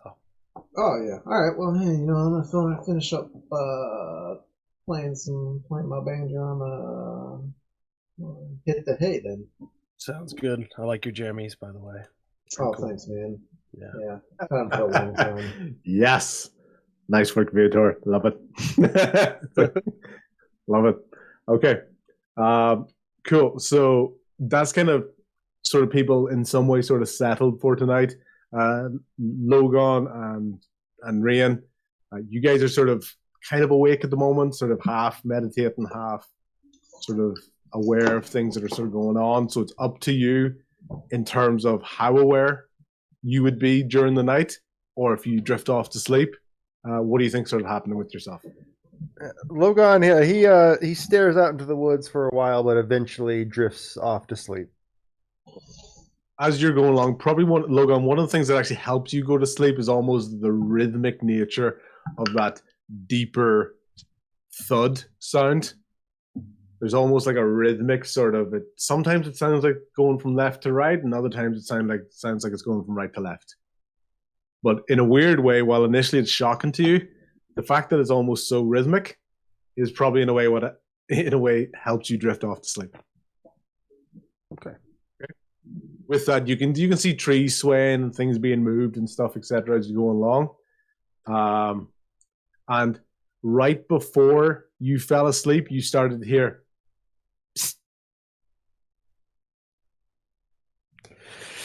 What is it? Fell asleep, but you fell asleep. Good. Should have stayed awake. And Rian, what about yourself? Still sort of, are you still audible right now? If someone was beside you, would they hear you, or is this sort of more internal dialogue going on, slash additional sort of voices and things? What are you sort of feeling at the moment? Just trying to process that there's more dragons and we might have to team up with them. And still embarrassed, still very embarrassed, and trying to keep all those voices down. Yeah. Which is more terrifying of a prospect for Rain at the moment right now? Facing other dragons or potentially having to face Monty again in the morning knowing what you did to her hut? Oh, the dragons. The dragons, yeah. Yeah, there's just more of the voices are talking about. Yeah. That. Big picture stuff. Yeah. I get that. Yeah, I get that. Okay, cool. So you're just sort of almost kind of quite focused internally at the moment, and time in a way is sort of passing naturally for you. Do you sleep? Does it become more of a case of your sort of regain of focus allows you to sort of slip back into that meditative state, sort of trance-like?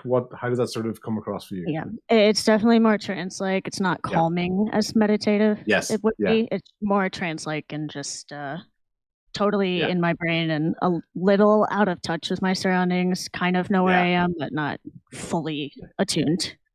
Yeah, so like wind is going past you, you're not really paying attention. Mm-hmm. Like a wee squirrel kind of comes up beside you and is looking up at you, but doesn't really catch your attention. You're kind of out of it enough. Yeah. The squirrel doesn't touch you or anything, so it's not like you'd probably react to a physical stimuli. Mm-hmm. But things could sort of scurry around you, maybe like a wee bug or something, a wee fly lands, and you don't really. It doesn't really not knock you out of your focus. Mm-hmm. Yeah. Yes. Cool. With that, sort of naturally, that's kind of how the night sort of moves by. Viator, could you roll a perception check for me, please? And Bo, could you also roll a perception check for me, please?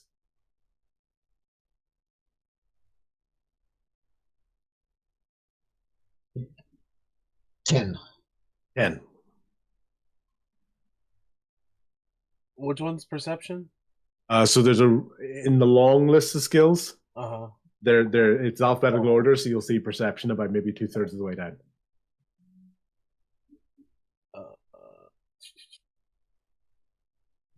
6. You completely out for the count. You don't notice anything. Okay. Rest of the night passes by. Doesn't seem to be any sort of other disturbances. People just sleep or trance-like and just wake up in the morning the next day. Okay. At that point, the first person to get woken up is Viator, because Rusty has basically come into his room and is like kind of waking up and goes, "Yo, V, come on, we gotta get ready to go." And he's very careful with his hand placement. It's very much on your chest and your shoulders. So close. It's not your tummy. It's definitely like chest and shoulders. That's how he's shaking you, okay? Bud. Like very much like Bud. Yeah. Bud. Buddy. Friend. Yeah. Pal. This is their guy. And your guy, friend. But it's a very careful, intentional hand placement. It's nice in upper body. It's all, your hands are very much, you can see them. They're all within sight. Okay? Mm-hmm. He's waking you up. And he's like, I know you guys wanted to get going. I just wanted to make sure I see you before you leave. Unfortunately, I'm not able to come with you guys. We gotta keep some defenses here just in case it comes in. There was a lot of scuttling. There was a lot of movement in the night. I saw Logan up for a while, but thankfully, I think ultimately the stress of the day took over for him, so he was able to get a bit of sleep. But he seemed quite peaceful. Up in the hut. I get that. It is actually kind of a nice place to sleep. But anyway, I know you guys need to get going. And I got you rations. I made everybody rations, but I wanted to bring you your rations. and just kind of wanted, it's like there was like 2 Oh no. apples for everybody, but I got you an apple. No big deal. It's just there was one left over, and I thought you might like it, and and just want to make sure you get your rations, okay? Yes, best friend rations. I like those. Yeah, that's it. Best friend rations. That's it. Yeah, friends. Yeah. Anyway, he's definitely keeping a brave face. It's like, but the eyes are a little bit sunken. It's like, yeah, friends. Okay, but you guys gotta get going. Yeah. Thank you. And he scuttles off quite quickly. I want to give him the arm-to-arm handshake that you see in the movie. Oh, that one? Yes, that one. Yeah. We got to do one of those. Yeah. So he was about to move away, sort of slightly embarrassed in that sense, quite a bit. But as he went away, your arm reached out and caught him as he turned around. And he's almost looking down at you. Mm-hmm. And, you're kind of ready to let go. He's not quite as ready to let go, but he eventually does kind of just slide his hand down and then skulls off.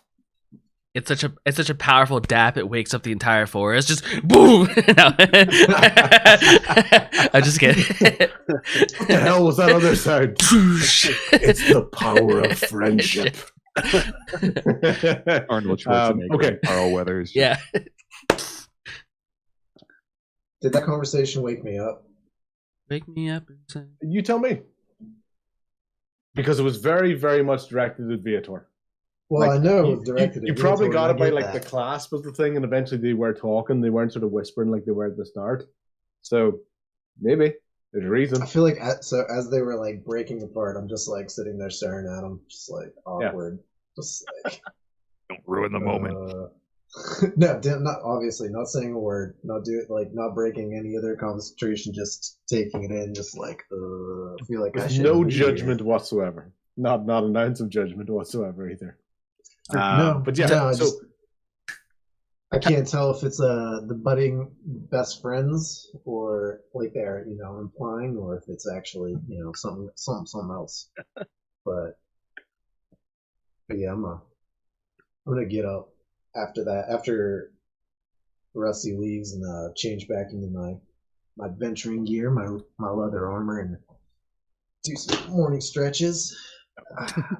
Thomas also wakes up like it's one of those where you sleep so heavy after a drink that you get up like earlier than you should, and I go over to Claude and I shake him awake. I'm like, yo, we gotta go.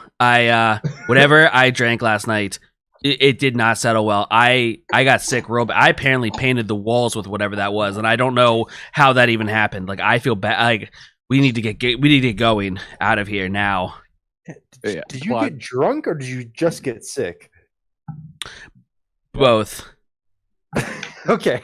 Yeah, I got drunk faster than expected off of what I thought was something simple, and then it went bad. Blood, it's on the walls, man. There's a little bit on the sea. I don't know what happened, but I have to go. I don't think I should be here anymore. Yeah, he doesn't say anything about Rion, about the gust. Yeah. He's just going to let Thomas go on believing it was all him in hopes that maybe he has a little more class in the future. I'm fully convinced that I sprayed this room and I don't remember doing so. Okay. Very good. Very good. Okay, cool. Claude, anything else you want to do when you're waking up? I mean, besides prepping equipment, maybe just whatever. If there's like a rags or like a bucket of water, just trying to get some sort of the majority of the mess like out of the way. Like this is somebody's home, and Claude is really Thomas helps too. When you wake up, beside your bed, not beside Tommy's bed, but beside your bed is like a really clean bucket. There's a nice like cup of water. There's actually a wee flower just kind of out of the cup. It's like right beside your bed. There's a couple of cloths. There's almost one that looks kind of like towel size, one that sort of looks like face cloth size, hand towel size. You've like a full assortment of guest gear beside your bed. There's wee monograms actually on. There's wee kind of like handwritten like motifs. There's like a wee fancy M. Oh no! On each of the towels. So yeah, so that's what you wake up to. So yeah, if you're looking for a towel or anything, there's loads of really nice ones. Nice for like like a swamp community, but you can tell there. Tommy kind of at the end. He's too awkward to like mess with the nice stuff. He just really takes the rags or the cleaning cloths really just to clean up the mess, but he doesn't even like. He's too scared to touch the fine. Tommy just grabs anything because he wants to clean it. He kind of just throws the flour aside and puts the water like on the and I'm on the walls doing like double circlers, like trying to get it off the walls. You've got like the hand towel and the full body towel, and you were doing a great job cleaning. Yeah, I tried to get it off. Okay, cool. Yep, it's great. So the flour is dumped on the ground off to the side. The towels are complete mess. But yeah, cool. Claude brings the flowers with him. He just kind of like Claude brings the flower with him. Very good. Okay, good. Into his bag. Just into his bag. Okay, so they're not visually. Okay. Yeah, just like somewhere where he can like try and keep them preserved. Nice. Okay, I like it. Good. Okay. Now who we've looked at? Logan's with Tommy and Claude at that point. Because he was interacting with Tommy. Last one left is Rian. Rian, you're sort of like the sunlight probably started to catch you a little bit. So a few extra rays are just catching you right in the eye between sort of trees and branches and leaves and stuff. You're starting to hear a few more bird songs, but they're not very cute bird songs. They're more like they're like really like quite rough sounding birds. This is not picturesque scenic birds. These are the birds that would survive in a swamp. So quite colorful, but they don't sound it. It's not Disney princess movie like open the shutters and the birds are just like into song. These are not Disney sing along birds. No, these are functional swamp birds. And that's kind of what this is. Fully awake. Yeah. On down the tree and join the group. As you wake up, the squirrel that had just nestled beside you and that was actually asleep gets scared and bounces off the thing. Just like gone. Right. Okay, so you kind of come down and join the group. These are sort of, let's imagine you sort of kind of met here, the sort of meeting point of the two huts. So you're all kind of standing there at the moment. And there as well, you'll see Rusty coming down. Rusty's coming down now with 5 bags of rations, even though there's 6 of you. And you notice that Viator already has a bag. So he's coming down with 5 bags of rations. And he's saying, like, yeah, hi guys. Just unfortunately I won't be able to come with you today. We've got one of our guides coming out with you today. You might have met her, Montessera. Claude, you know her in the hospital. She goes by Monty. She's going out with you. She's going to be your guide on the boat today. I was going to come out, but I have to stay here with my friends. Kind of looks over towards Viator on the heavy emphasis of the word friends. Because so I can't do that. But Montessera, she's going to accompany you at least on the first part of the journey. She won't be able to go in the full depth of the way. We still do need her here, but she's at least going to try to take you in as far as she can. Just to screw with Thomas a little bit, in a friendly way, because he was passed out. Leans over and goes, "That was her hut we were staying in last night. Just in case you were wondering, that's her hut. That was that was her hut. Don't worry, I think we did a pretty spot on job of cleaning it, but not to make things awkward. I mean, she did see me get sick in there, did she? I don't think anybody in the village didn't know it was you. Didn't know? Oh.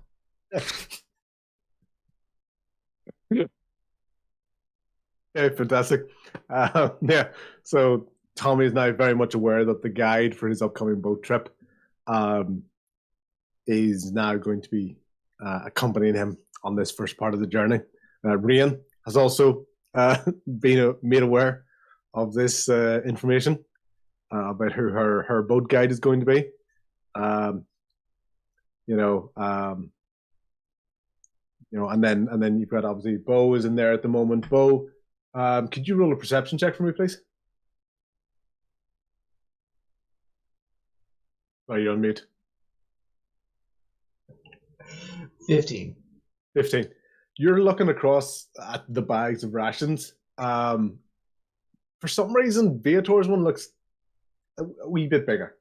You're not quite sure. Maybe it's just the way the lights shine on it, but there's definitely seems a little bit heavier than the rest of the bags. But that's just kind of what you notice as first of all, as Rusty has given everybody their bag of rations, but doesn't have to give one to Viator. But now that you've got your bag and you're kind of comparing the bag of rations, what's up, Fitzy? How you been doing, dude? Because he was your sleeping buddy. Yeah.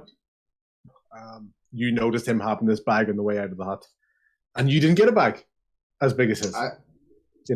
Nobody got a bag as big as of rations as he did. So you were able to pick that up with your perception. Okay. All right. I'm not gonna hold it against him.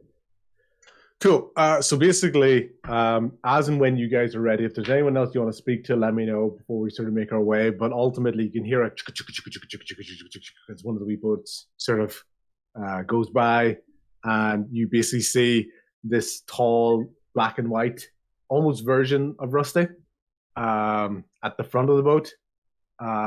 She is wearing what probably looks like some of her it's nicer than the clothes she was wearing yesterday. Put it that way. Like she's wearing some particularly nice clothes right now. It's a bit fitting, some of the stuff that she's wearing, but still practical. She's got boots, it's out there, but she's looking pretty slick. You look lovely, Monty. As I'm just tried to you look fabulous today. Absolutely. And Monty looks at you and goes, you look like you're doing better. Oh, a lot better. Thank you. I appreciate that. Yeah. Okay. And kind of just looks over at Claude and just kind of but looks at everyone else and goes, "Hi guys, I'm gonna be looking after you today. It's going to be a relatively short trip, but it's kind of because it's a straight line, so we're going to cover a decent amount of distance. But we've got the water on our side today, the winds on our back, the currents at this time of the year, even with the aftermath of the extra tide from Casera pushing it in. So we're actually going to make a pretty good time as we get in towards the center. After that, I don't really know exactly where you guys need to go. I think it's really just about kind of just following your own senses of things, because to be honest, I don't really know quite what you're looking for. Get the feeling, especially I was speaking to Zeris this morning, he almost just put it down to you'll kind of know it when you see it. We'll just have to kind of notice what that is going for. So I'm going to bring you guys in as much as I can, and she's kind of rubbing her ears a wee bit and licking her paw a wee bit, and just kind of constantly kind of touching at her clothes and stuff and making sure they're like tucked in properly and stuff. So she's like really like trying to keep up appearances here. And so just whenever you guys are ready to go, we can hit the waters. So if there's anybody wants to speak to, whatever, when we're going, let me know. Otherwise, we'll hit the waters. Bo jumps on the boat. Yeah, Tommy's more than ready to get out of this building. Cool. Tommy, you were pretty shaky on the land. As soon as you put your feet onto a boat, you're almost like second nature. Like you are steady as. Cool. Logan, opposite for you. You're kind of used to softer ground and stuff. You're really not as equipped for boat life. So you're almost that guy has the quite like awkward extended stance. This is really not your usual area. Okay. Oh, Rian, Claude, Viator. Any thoughts or questions or anybody you want to speak to before you hit the road? Claude is being called over by Monty. Like you can. There's some beautiful views up here at the front of the boat. Just so you know, no pressure. But there's some it's just at this time of the morning, the sun comes in. It's just magical. Claude just kind of, he goes, yeah, I'll be right there, and then just like takes his time, just like adjusting like straps and equipment, like making sure his boots are on tight. And Tommy his steps armor to is- the front. I like good views. Of course. And just so you know, if you start to feel a bit unwell again, just over the side. Over the side. I've been Over there the plenty of side, times. yeah, I know. That's it. Over the side. Gotcha. And to be honest, I don't know quite how to say this. Only eat or drink things that you actually know what they are. Yeah. Whatever wine stuff you guys make. Yeah. Strong stuff. Yeah. Strong stuff. So just be careful. Very much a caring sort of voice. It's not condescending or anything. It's not even sarcastic. It's almost like genuine care. I appreciate that. But the goal is to not throw up on her boat. Okay? Is this her personal boat, or is this a village boat? You don't know. You don't know without explicitly asking. So I'm not going can't to give you all the secrets. I'm going to be honest. Your character doesn't know stuff magically. So yeah, that's okay. Was it Rusty? Rusty, yeah. Is he still like hanging around the dock, seeing us off? In around the Okay. dock area, he's given the provision. He's just sort of watching to go. Yeah. Okay. Ryan kind of quietly is like, "Hey, Rusty, I don't do well with goodbyes. Could you just let Jarvis and his family know that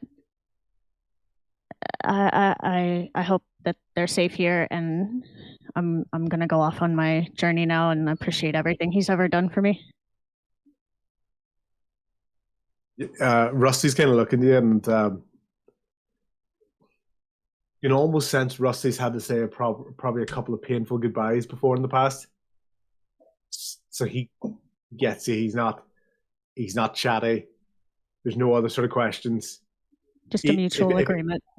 Just agreement. If anything, it's like the long arm out, for one of those sort of like forearm shakes. If you want that, he's not really lifting his arm out. It's not extended yet because he's not quite sure if you want that. It's But in the you kind eyes. of get the feeling if you just with the eyes. Yeah. Yeah. Cool. He gets it, and he will pass on that message, and it's just a quiet but 100% agreement. He knows who you're talking about. He knows what this means. He's been there, done that, speaking the same language. And I'm ready to go.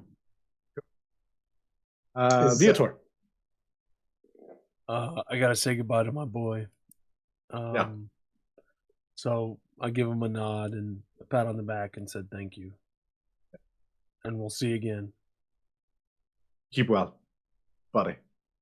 I hope you get those belly rubs. I hope teasing them. I hope you get belly rubs.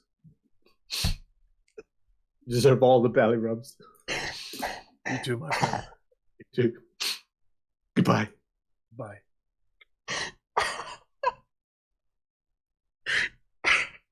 Just kind of your head is sunken. He's trying to keep eye contact, but he's like, "You get the belly rubs."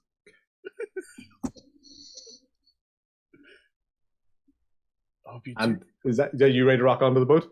Yeah, I'm gonna hop on. As you get onto the boat, you can look up into the sort of skyline, and Xeris is just there with his stick on the edge of his sort of platform, and he's just looking. He's just looking. He's just almost like a slow wave. Of good luck. Bo waves back. Bo's the only one who waves back. Everyone else is focused on what they're doing. Claude, once he's settled himself and he's not kind of avoiding eye contact with Monty anymore, he's like, yeah, okay. And ready to go. And all of a sudden the boat just kicks up into gear. It's not quite an engine, but there's definitely some sort of mechanism in there with sort of gears that kind of, almost collect and combine a bit of energy that then just allows the boat to kind of shoot off with a little bit of a burst and then get going.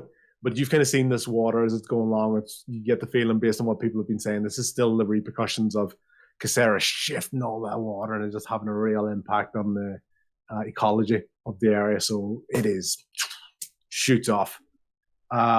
Everybody do an acrobatics saving throw for me, please. Or a dexterity saving throw. Sorry. A dexterity saving throw. 11. So it's just our dexterity. So, yeah, 11. 11. Yep. 12. 12. 5. 13. 13. Anybody who rolled under 10 has been caught off guard by the sudden shift in acceleration and has basically rolled backwards to the back of the boat. So you've lost your footing, you weren't quite ready, and just and go flying across the boat. Viator, as you stand up, basically you kind of noticed as you look back towards the dock, Rusty is like frantically looking to see where you went. But as soon as he sees your sort of head pop up, he kind of relaxes. Yeah, so. I give him a wave. Thumbs up. Cool. Okay. And he waves as well. Okay. So basically, you're making your way north. See this patch of the water here? So you basically kind of almost like a northwest direction is where you guys are going. You're just scooting along these waters. As you're going along, you're starting to hear some beautiful birds in there. Just beautiful natural swamp birds. All sorts of colors. They're all sorts of like ugly green colors, dirty brown colors, deep black colors. Just beautiful, beautiful natural colors and almost melodic sounds. Just nature, right? Am I right? I'm right. And you're just flying along here. Fish are kind of jumping out of the water a wee bit, but they're very small. Nothing that the community we're talking about would actually feed really anybody, so you can just leave them in there. And as you go along, you can see there's looks like stalks. I'm trying to think what those plants are. Basically just imagine like the edge of a swamp. The like wreaths and stuff out there as you're flying along. Quite tall trees, dense bushlands, and you're sort of flying along. You don't see any other wildlife in the water, but as you've been traveling for, say, about 45 minutes, the water is sort of starting to get a little bit unsettled around you, and you're starting to see some like wee sticks and a few wee rocks and stuff. Nothing that's going to cause any sort of damage. But as you look up towards the water, you're going to see there's quite a lot of debris in front of your boat, way up at the front. Right? Monty sees this. She's ready. It's not caught her off guard. This is not the Titanic. She saw the potential hazard and actually slowed down. Okay, going towards all of this thing. It doesn't look like a dam, so it's not like a beaver dam. It's a bit more haphazard, but it's still very, very dense.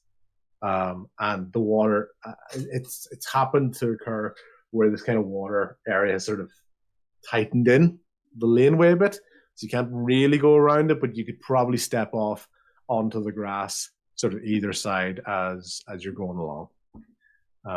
So Monty, do you have any way past this?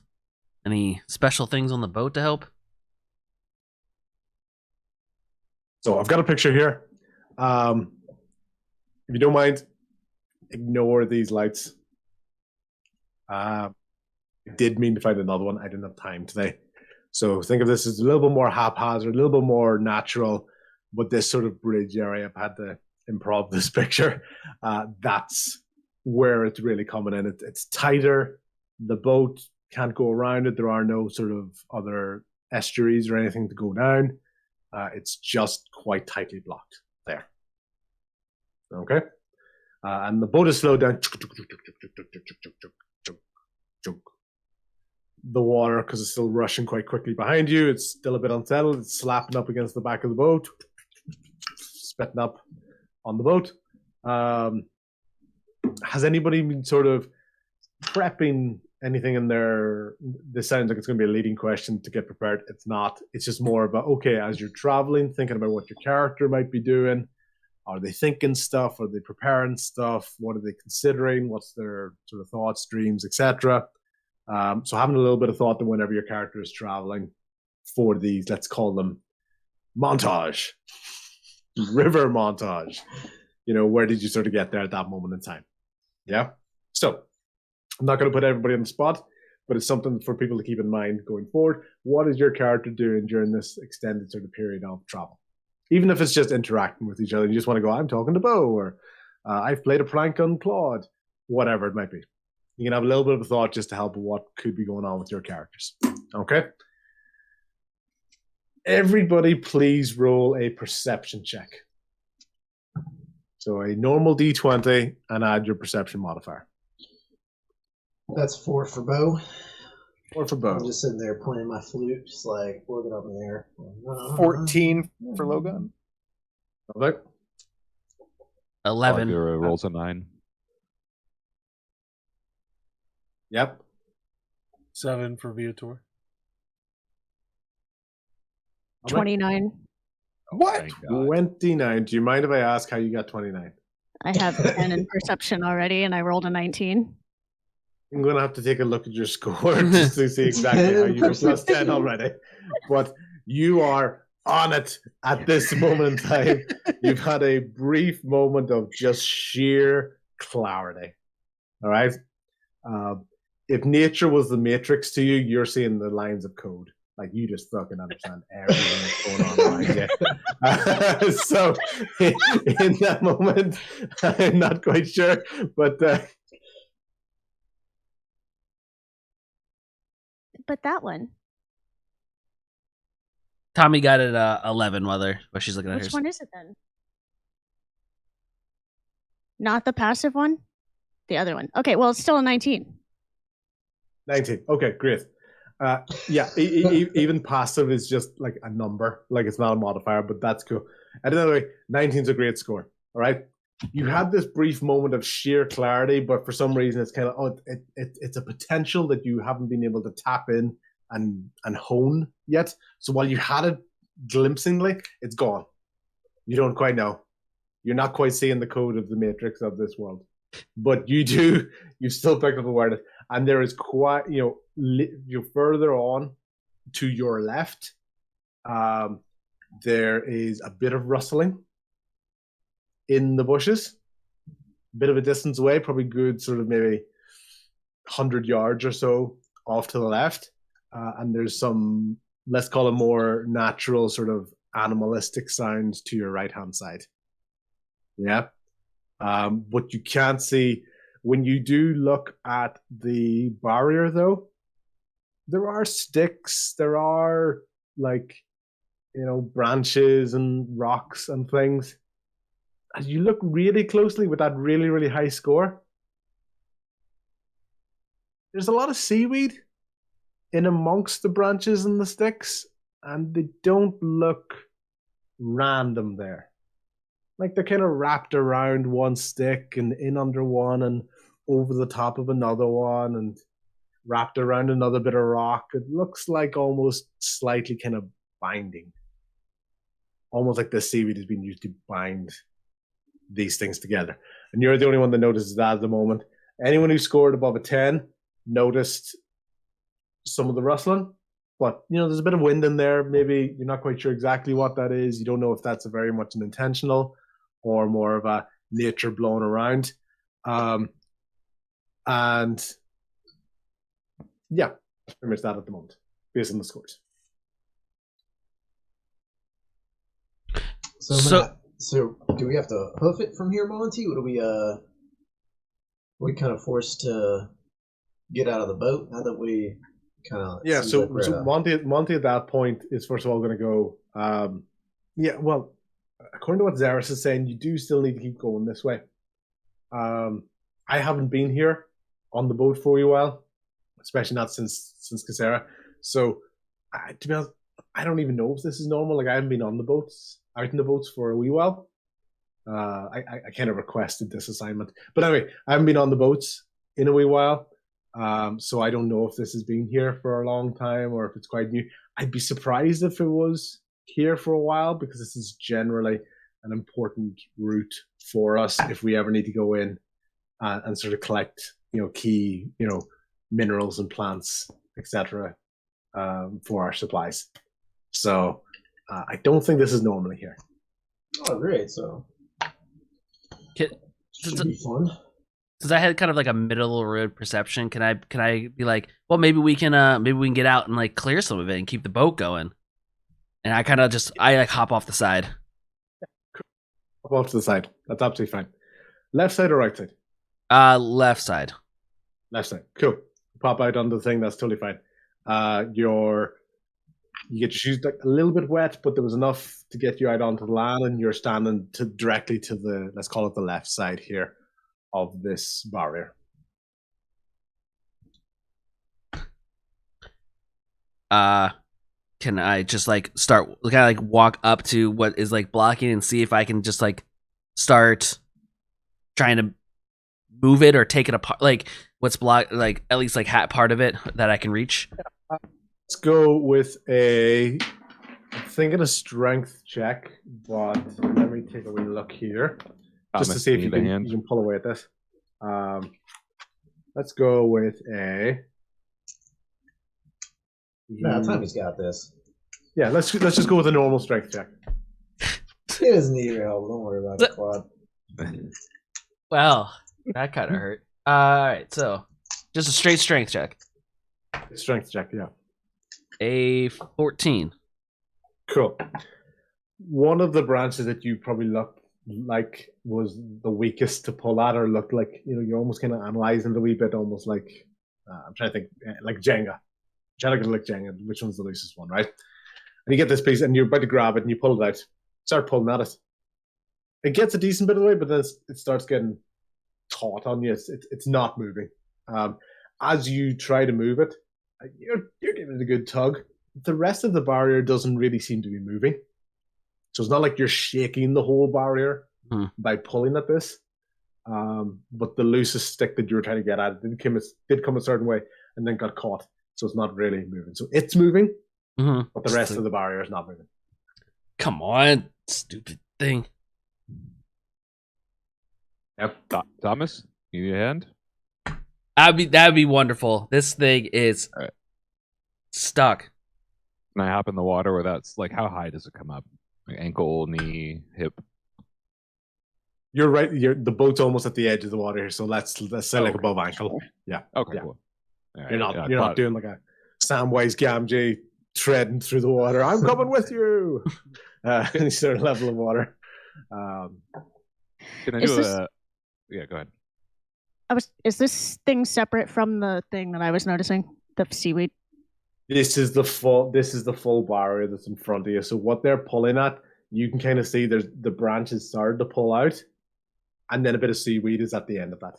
Okay. So it's a bit of seaweed that's kind of holding that back in. So you can see what Tommy's doing, but you and Tommy can both notice that it's not moving the rest of the structure. It's not like this is a key piece or it's any way sort of making it weirdly solid, unusually solid. Yeah. Claude, you've got out of the boat? Yeah? Yeah. Cool. What are you going to do? I guess I don't see any. Do I see any like weak points, or is there anything like structurally that like would help give me leverage? Other sticks, there's other rocks in there. Tommy's role pretty much sort of helped pick out the most obvious weak spot. It's like I said, looking at like a Jenga board and going, yeah, that's probably, he's almost done the equivalent of poking his finger at the brick. And like that was one that started to move. But it's just not coming out yet. Right, I'm gonna take my shield and just bash it. Okay, fantastic. I'm going brute force on this. Roll an attack. At the end of the day, only an absolutely awful roll will make you miss this statutory barrier. But it's still got to make you roll just to make sure. Okay. Since I'm using my shield, would I still roll with my?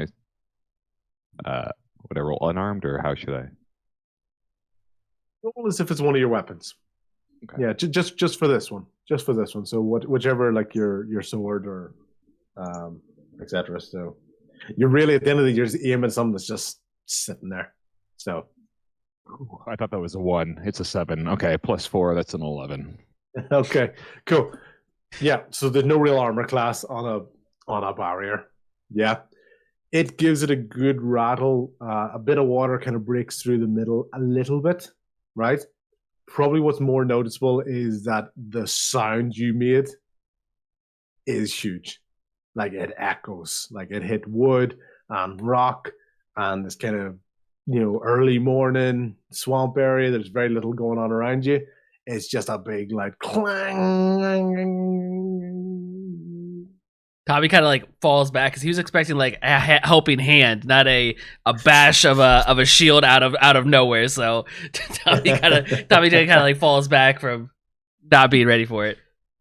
Can I jump in and use my quarterstaff and try to get some more leverage in there? Go for a strength throw as well. Or if it's a quarterstaff, maybe it's a dex. 8. 8, yeah. So at the end of the day, you're not missing it. It's right there. You're not getting a lot of leeway with it. Once again, anytime you try to move something, a few things do move, but you can see like, once again, like the seaweed is binding and it's kind of holding the stuff together. What you do notice in front of you though is a few wee bubbles come up from the water in front of you, just like. So maybe the way you stuck your stick in, it got into the thing, got into the water, a bit of a shake. Maybe that, maybe something, but just be like. Do you guys see that? Wait. There's like bubbles. There's some air down there. Tommy's ears are ringing because he was point blank beside this massive shield attack. What? Yeah. And then we've got Bo and we've got Logan and Viator. If there's anything that you guys want to try out or take a look at, let me know as we go along. You don't have to worry necessarily about, in a sense, kind of always waiting turns. So if you've any ideas, jump in. If you don't, we can keep on rocking and rolling. But that's what's sort of happening at the moment. So as we go along. Can I investigate then the barrier itself? I know I don't know. Actually, can I investigate those bubbles? Yes, you can indeed. Tell me how you investigate bubbles. You know what I mean? Because it's one of those ones where it's like, I can't necessarily just give you answers. Yeah, no. So okay, how do you investigate bubbles? I'm in the boat still, and so can I lean over the boat and like kind of like look into the? Is it translucent water or is it pretty murky? Quite dirty, swampy water. You can see like sort of lily pads and sort of like a layer of scum on it. Yeah. You can still see into the water. It's not completely blank. But yeah, you can look into the water, and if you want to roll an investigation, can I grab like an oar and like just like poke in there? You can like, poke down there. Thankfully, there are emergency oars. Even though this is a boat that kind of has like obviously a motorized system, they do have oars for either for shallow water areas or in case the. Well, I guess I have a rapier. I could just poke it with my rapier, but that seems a little. You can indeed, yeah. That seems a little aggressive for whatever might be down there. Yeah, well, sometimes bubbles are just. Bo hates bubbles. Stabbed. So it's like, fuck you, bubbles. I hate onomatopoeias. Okay, cool. So I'm going to ask you to do an attack roll. I'm going to attack those bubbles. On bubbles. Okay? All right. Cool. So, yeah, I'm just like poking down there with my rapier. And I'm going to ask you to roll with disadvantage because you are rolling at dirty water at bubbles. So. Well, that's fine. The first one would have been a 20 then. And that one's a 13. Yeah. Okay. So, is that including your modifier? Yeah. Would it be for rapiers? It's dexterity, right? Yes. Yeah. So it would have been +2. So 11 + 2. 11 + 2. Yeah. Okay. I don't know why I did that. Yeah. Water. Sword goes into the water towards the bubbles. Pierce that bubble good. That bubble is no longer there anymore. It was air contained within a water layer. It is no more. That bubble is fucked. No more. Fuck you, bubble. Gone forever. Never to be seen again.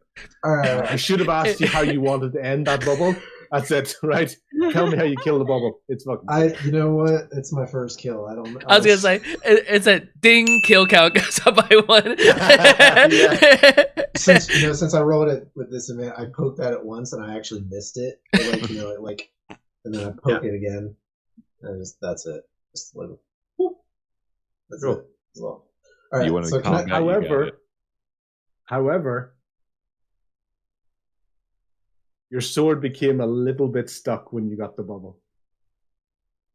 As it came back out, there was a bit of resistance on it. You look at the tip of your sword, and there's a tiny wee trickle of blood. Oh. Coming off the end of your rapier. And that bubble I'm going to ask everybody to roll initiative. Yeah, blood bubble? What are we... The bubble bleeds! The bubble is bleeding. Alright, sorry. We're rolling for initiative. Yep, we're in a fight. A 20, right? All right. Yep, the 20. Okay, I've rolled 18. I forget, is there something that we add? There it is. Initiative's just a straight roll, right? There's nothing you add to it? Initiative is just... I have plus You've initiative. got initiative at the top of the board. At the top Oh, yeah, okay. All right. It's next It's to your basically armor the class. same as your dexterity. Gotcha. Yeah. So I got a 22 in initiative. Logan. Excellent. Blood's got a 3. I have 18. For Rian. Yeah, I two have for Ryan. 16 for Bo. So 6. Bo is 16, Rain is 18. Yep. Yep. Who got the 23, sorry? I got a Logan got a 22. Ron got 23, excellent. 22. 22. How many? 22? Oh, no, sorry. His Logan's was 22, mine is 7. Hey, Sorry, I was trying to fix I get you. I his get thing, you. sorry. Cool. Look No, it's at okay. clock. What'd you get? 3. 3. Okay, fantastic. Not really. And who's the last one? So Me. Viator. Viator got a 6. 6. Fantastic. Okay. So Logan's going to be jumping. Logan's going to be going first. Oh, here we go. And then, and then Rian, and then Bo.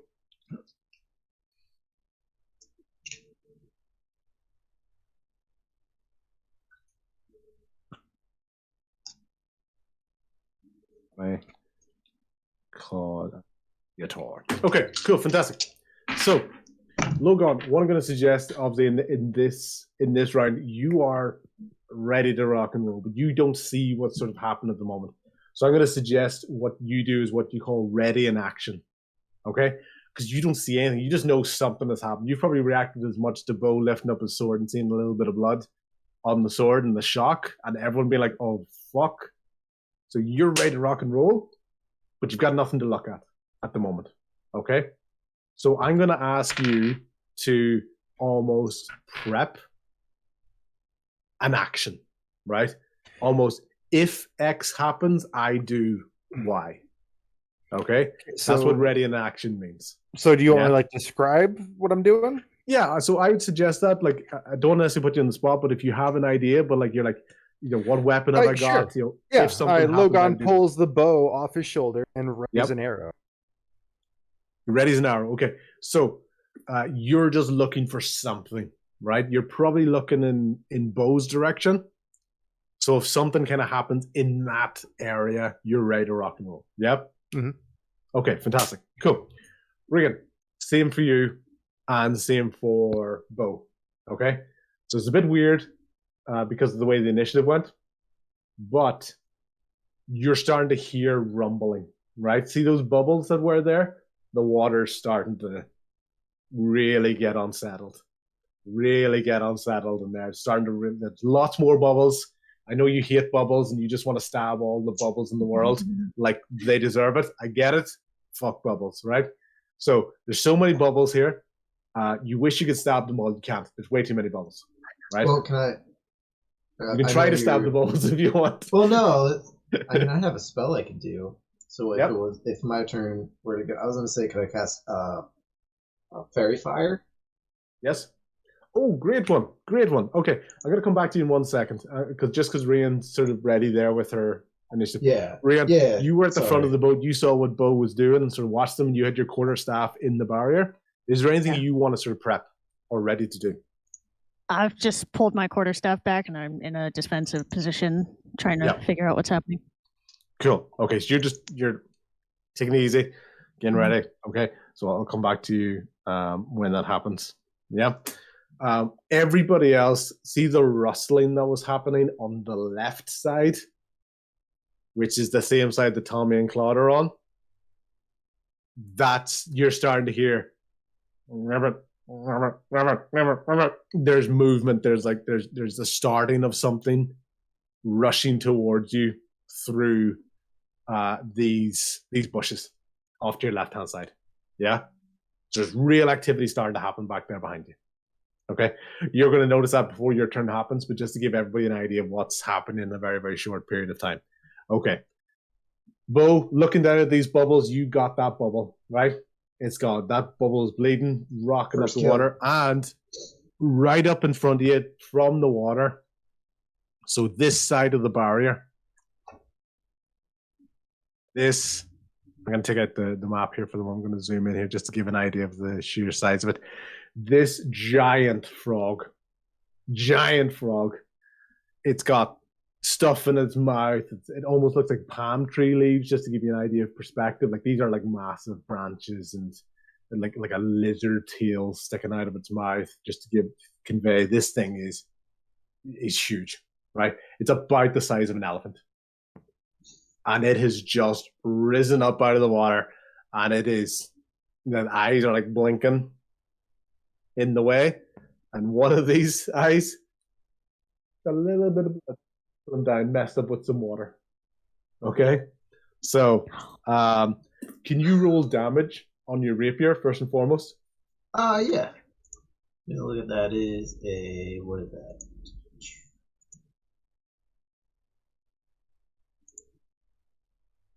It's 1d8 plus 2. D8. It's a diamond. That would be a 7 damage. 7 damage. Good hit. Okay. Fantastic. Piercing. Yes. Cool. Let me just grab one wee book here.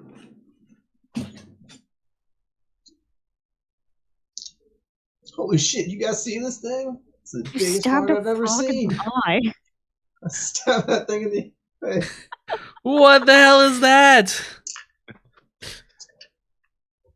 Okay.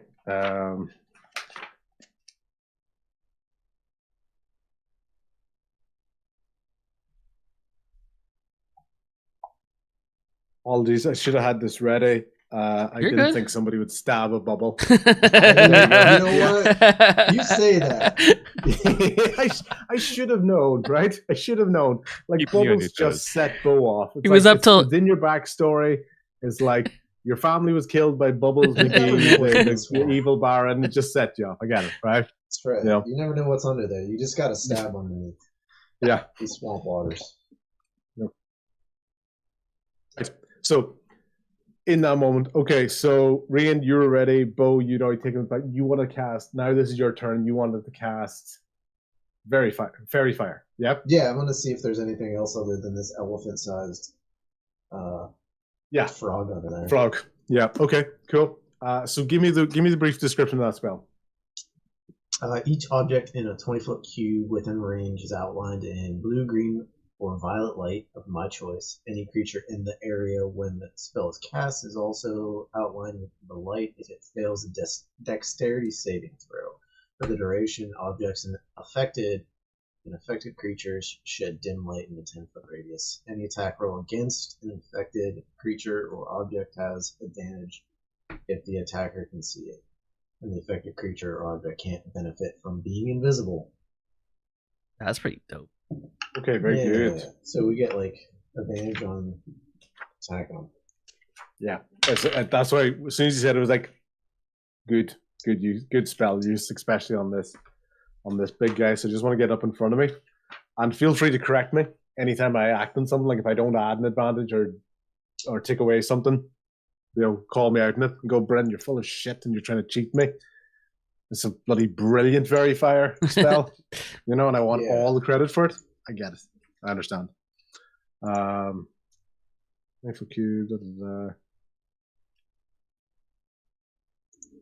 So a dexterity saving throw. Yep. Increase in area feels dexterity saving throw. Cool. So they only rolled a 6, which makes sense. Big old lumpy thing. It's not really dodging a bunch of stuff, right? So this thing now has, everybody can see this thing almost has like, imagine like a computer game, and it's got like a white outline around it. Yeah, it's very clear to see. Even in this sort of misty swamp sort of area, you can still see very clear the entire outline. Everybody can get an idea of the scope of this almost elephant-sized frog. And I know I might say you see it, but there's mist and there's stuff, and so you can still very clearly see the outline, even if a bit of mist flies in.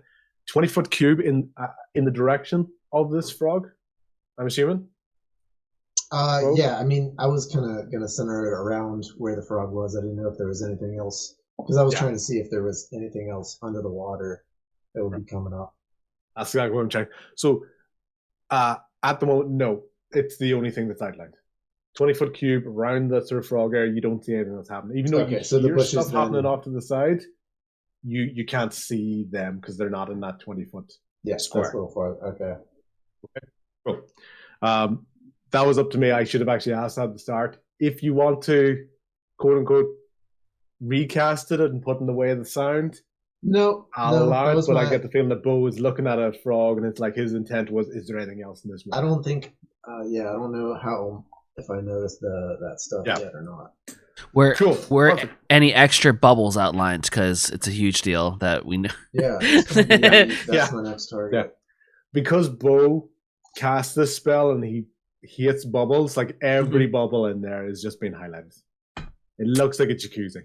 As far as he's concerned, bubbles around. Like you can just see every bubble on this frog. Okay, Logan, you were ready with an attack. You were looking in that direction. Yeah. So I'm going to assume that you're sort of ready to action. It's like bang. As soon as you saw that thing, poof, you were taking a shot. Could you roll to see if you hit the frog, please? Can I give him? For my bonus action, I was gonna give him Bardic Inspiration, be like, "Oh my god, kill it, kill it, kill it!" Just like give him Bardic Will that work? Can he buff me? You know what? Yeah, because your turn is before the frog. So yeah. But you have to sing, kill it, kill it, kill it. All right, so I'm going to go ahead and roll. Kill it. Give me a good number. Give me a good number. Good number. 8 is not a great number. All right, what am I adding to 8? Yeah, Bardic Inspiration, Bo, is adding a D6. Yep. Cool, So he has advantage. okay. Roll a D6 as well. So 8. He has and advantage, 2. so he can roll to attack again, right? He actually does, is correct, 100%. Well, I get to roll a D20 again? Yeah, D20 again, give me your highest number. Okay, so I got an 8 the first time and a 16 that time. There you go. That's more like it. And Happy, you can use that.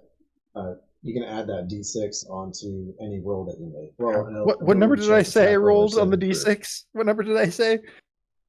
You don't have to roll that. Yeah. If you don't So want to. what I'm going to suggest on this one is, so going forward, I'm not going to tell you what number hits. Like you guys sort of metagaming might figure out what number works because X worked but Y didn't work, and etc. Right? But the good thing about Bardic Inspiration and stuff out there is you're taking a chance on whether it works, right? So if you don't want to use it, you don't have to use it on your next attack. But say you're like, I rolled a 12 and I think I need a bit more to make sure I hit it. You could choose to. But if you roll like a 19 or a 20 and you're pretty certain you've hit it without Bardic Inspiration, you don't need to use it. Okay? Because it's almost like a consumable in the game. So I rolled the 16. What stat do I add to that for shooting a bow? Is that dexterity? So on your sheet where it says your weapon. Oh, that's right. It should say longbow, and there's like a plus number, I believe, beside it. That's right. Longbow plus 5. So that's a 21. That's a 21, yeah? Okay. So I feel pretty confident that I hit this. Yeah, that you don't need to use Bardic Inspiration. So you can keep that almost in your back pocket. It lasts for 10 minutes. Is that right, Bo? Yes, sir. Cool. A round in D&D is only about like 6 seconds total. Right, so 10 minutes is actually a pretty long time. Right? Okay. It's just, So- but it's a good time to think of it because in case So you I get out won't of use the bardic inspiration. I'm Cool. happy with my 21. Keep that in your back pocket. Cool. Roll for damage. Right. Let me zoom out. This thing's stern. It's like I rolled the 15. For damage. Yes. Did you Cool. ro- Do you mind if I ask how you got 15? All right. Wait, sorry. Sorry. No. I just What wanted- dice am I rolling for I know that damage? number's a bit high. So, I rolled a d20. Am I not supposed to roll a d20? So so beside your weapon, it'll also tell you what D to roll for damage. Okay. Well, I'll So you just did what, forget that. +5 for the bow? Okay, so that's 1d8 plus Yes. 3. Okay, so I need to roll a d8. I rolled a There you go. d20. Perfect. Yeah. I'm learning. yeah, Of exactly. course, everybody is. Wait, that's a d. What's a d100? D8. There. Okay, roll. 2 plus 3, It's so fine. 5. Cool. Good hit on that. That's not a case of me going, oh, for fuck's sake, happy, you should know your damn numbers. But it's always just more a case of my experience yeah. knowing that 15's a bit high for a level. I get it. I get it. I didn't know what dice to roll. The rule I've been going with is just roll a d20 unless other. Yeah, You're Yeah, 100% right, exactly. and that's on me. Like it is, you're correct. It is a roll a d20 unless otherwise specified. So that's one of those ones where I get to specify. It'll tell you what to do for your weapon. Yeah, I roll a Cool. d8, got a 5 plus 3. Wait, no, sorry, 2. You got a Yeah, 2 and then a 5. +3. 5. Yeah, 5. Fantastic. Cool. So that was Logon's action ready as the frog was coming up. Good bardic inspiration from Bo. Not his most inspired rallying cry, just go kill it.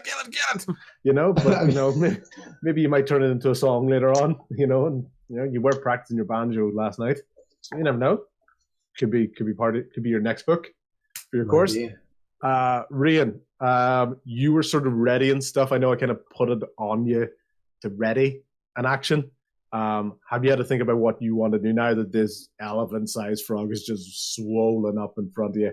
He's like looming over you. He's like looking down and just big old ugly eyes looking either way. And Is the one eye like completely useless at this point? no, it's just cut. It's just cut. So you can still see out of it somewhat? Yes. Oh yeah.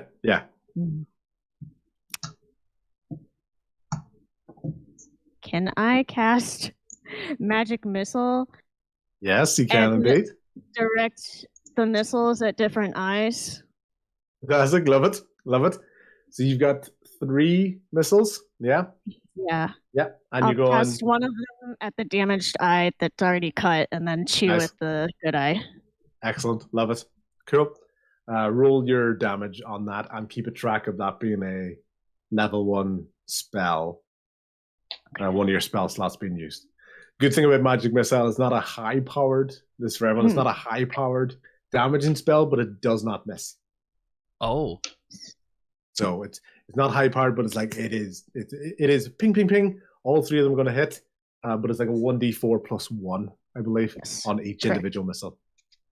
Yeah, the first one that's going into the damaged eye is a 4. Oh, nice roll. Good. And then See at that one when it hit there, it hit at a certain point, and you just see it's taken like that eye is now shut, right? But it's And then- while before it was a big, slobbery, wet elephant.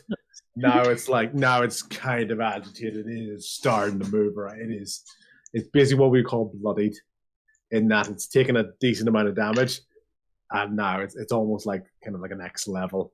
Not to give you behind the curtain on too much stuff, but just an idea of what this means. So I flavor now this thing is fucking and there's 2 more missiles to come. So yes, the other 2 missiles are a 3 and a 2 for the used to be good eye. excellent. Okay, so one eye's gone, and the right, and 2 more missiles in its eye. Yep, fantastic. what are the missiles? Like, what are the missiles? Is it like? Magic. 3 glowing darts of They're magical magic. force. Okay, so it's just okay. I was just in my head trying to think like what it looks like. What the And missiles look that's like. cool, and that's where yours can do. So imagine like a good example would be, and you're talking about flavoring a character, Gambit from like X-Men. You know when he throws his wee cards? That's almost like his version of that is like throwing the cards. So that would be like a magic missile for him. Other people's, it could be like beautiful colors. It looks like fireworks. So you can have a bit of a think about that. What is Rian's one? Yeah. Well, lightning missiles. Yeah, right. I had ones that intentionally made a different character like a super squeaky small sound, but then it'd be like, you know, when it hits it, right? So yeah, cool. So we lightning bolts, right? This thing is agitated, and it is. It's go now, so it's gonna take its one eye and look straight downwards at Rian. Oh. Yeah. And it's like it didn't just take this. What's that about? What the fuck? Right? And it's going to roll. Yep. Okay. So it's going to roll a 16. Our class, what's your AC? 13. 13. Okay. Cool. All. I'm almost thinking like kind of a Jabba the Hutt that's in pain. Like, it's all jagged. And it just comes down and it bites down on one of your arms. Right? It's got your arm right at the shoulder and it's holding you up. Okay? And I would ask you to, first of all, you're going to take 4 points of damage from the initial bite. Right? Okay. Yeah, cool. Can you do a strength check for me, please? Because you can feel this thing about to lift you from the boat. No, it's a 6. Cool. Not enough strength. It's lifting you up from the boat. Right? And in a moment, it shakes you a little bit and tosses you slightly into the air. And no! You're now inside the giant frog's mouth. It's beginning to swallow you. Okay? And you can start to feel the inside of its mouth. There's almost a slight burning sensation is beginning. You get the feeling if you're stuck in here for any longer, that's going to start to get painful for you, i.e. you're going to take damage from it. Okay? If your situation doesn't change.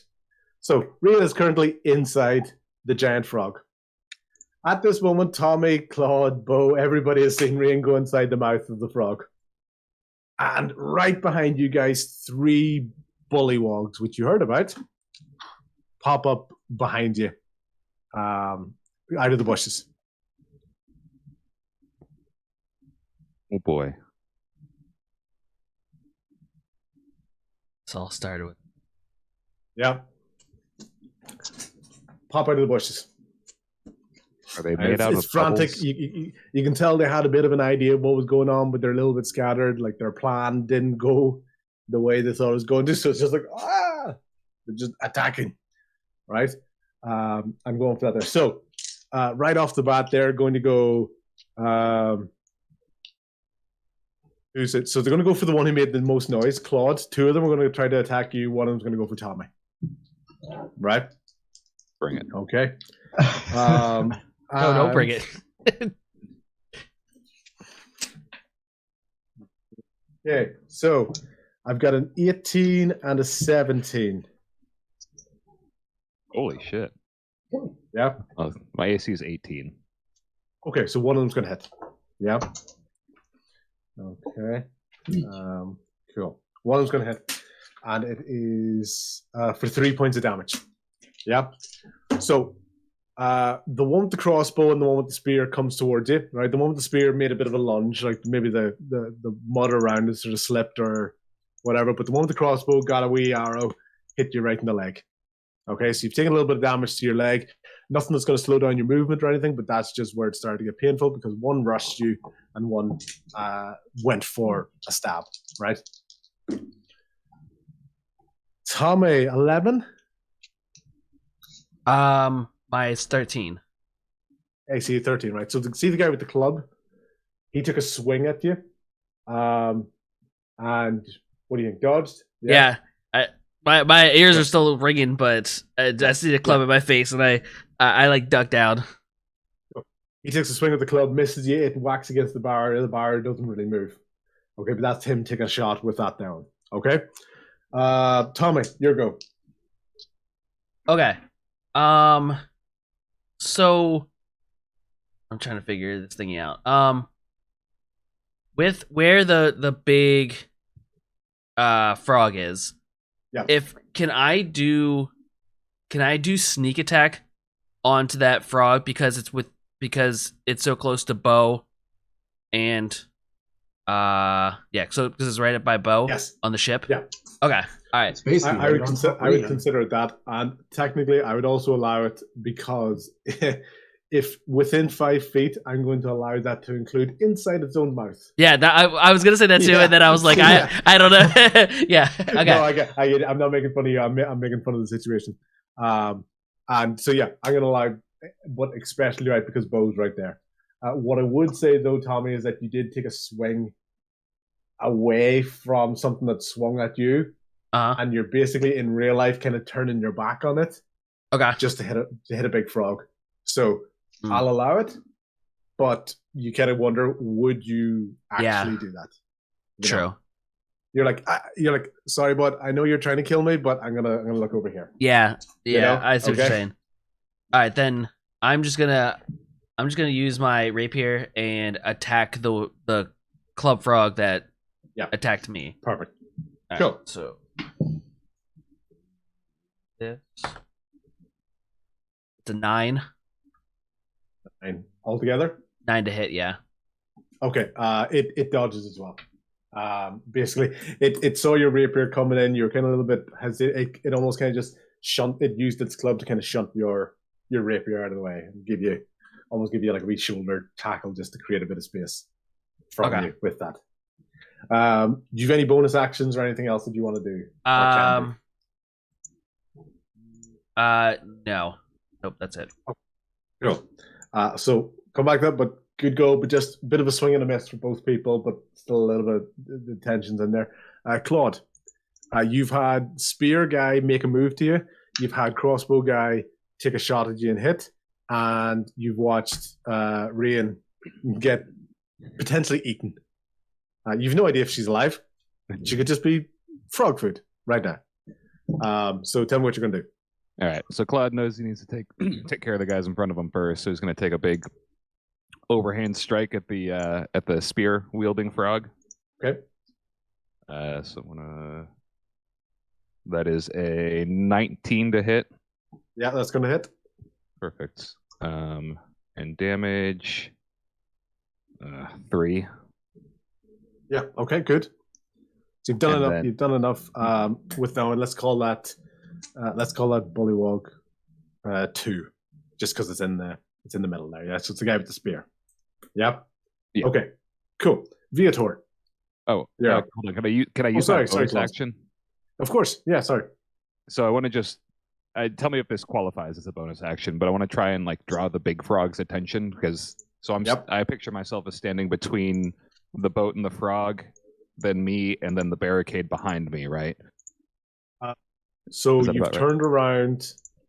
Let's get the map up. I'm just not sure where they're positioned. I want to try and draw the big frog attention towards me or the barricade if we're standing in the right place. Okay, cool. Can you see this, or is it a wee bit small?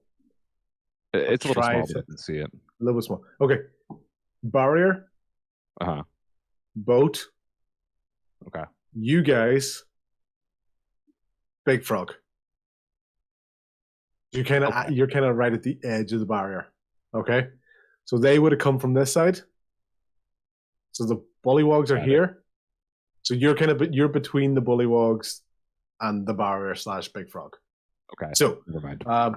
If it's something like bonus actions, obviously generally say it. But if it's like an action, like obviously there's movement, but there's free actions. Shout something, say something, etc. Yeah, I just want to have Claude just banging his sword on his shield to just create noise and and have it face him instead of everybody on the boat. Cool. I'm happy enough for you to do that. You don't know if it's worked yet, but that's what you're doing. That's the intent. Stop with all the You're noise. Yeah, you're basically trying to taunt it. Yep. Okay. It's a taunt with Tommy's that. Hey, still you hungover. big, you big ugly slobbery, river elephant. Your mother right? was a salamander. Okay. Cool. Anything else you want to do, Claude? No, I think I just have that action. Viator. Okay, so I got a metagame question. Okay. So I have chainmail I had it in my inventory. I didn't realize it, so I don't have any armor on my sheet. Yeah. So, as a way of prep on the way here, when I started noticing the water, can I throw the chainmail on? Is that Is that allowed? chainmail just your armor? Yeah, it would be my armor. Yeah, that's absolutely fine. Okay. I'll almost assume when you got up that morning, that's what you did. Okay. You knew you were going out on an expedition. You knew you were going to be going into areas where there was big sounds and a lot of stuff happening. So yeah, Okay. I'm fine with you having your chainmail on. Okay. I'm gonna ready my crossbow, and I'm gonna shoot at the spear one, the frog with the spear. Roll with the spear. Cool. Roll away. Okay. So I got a 13. Yep. And then roll for damage after that now? Was that a 13 total? Yeah, 13 total. Yeah, cool. So I'm fine with that. Fine with that hitting. Roll for damage. Okay. 4. Good hit. Okay, cool.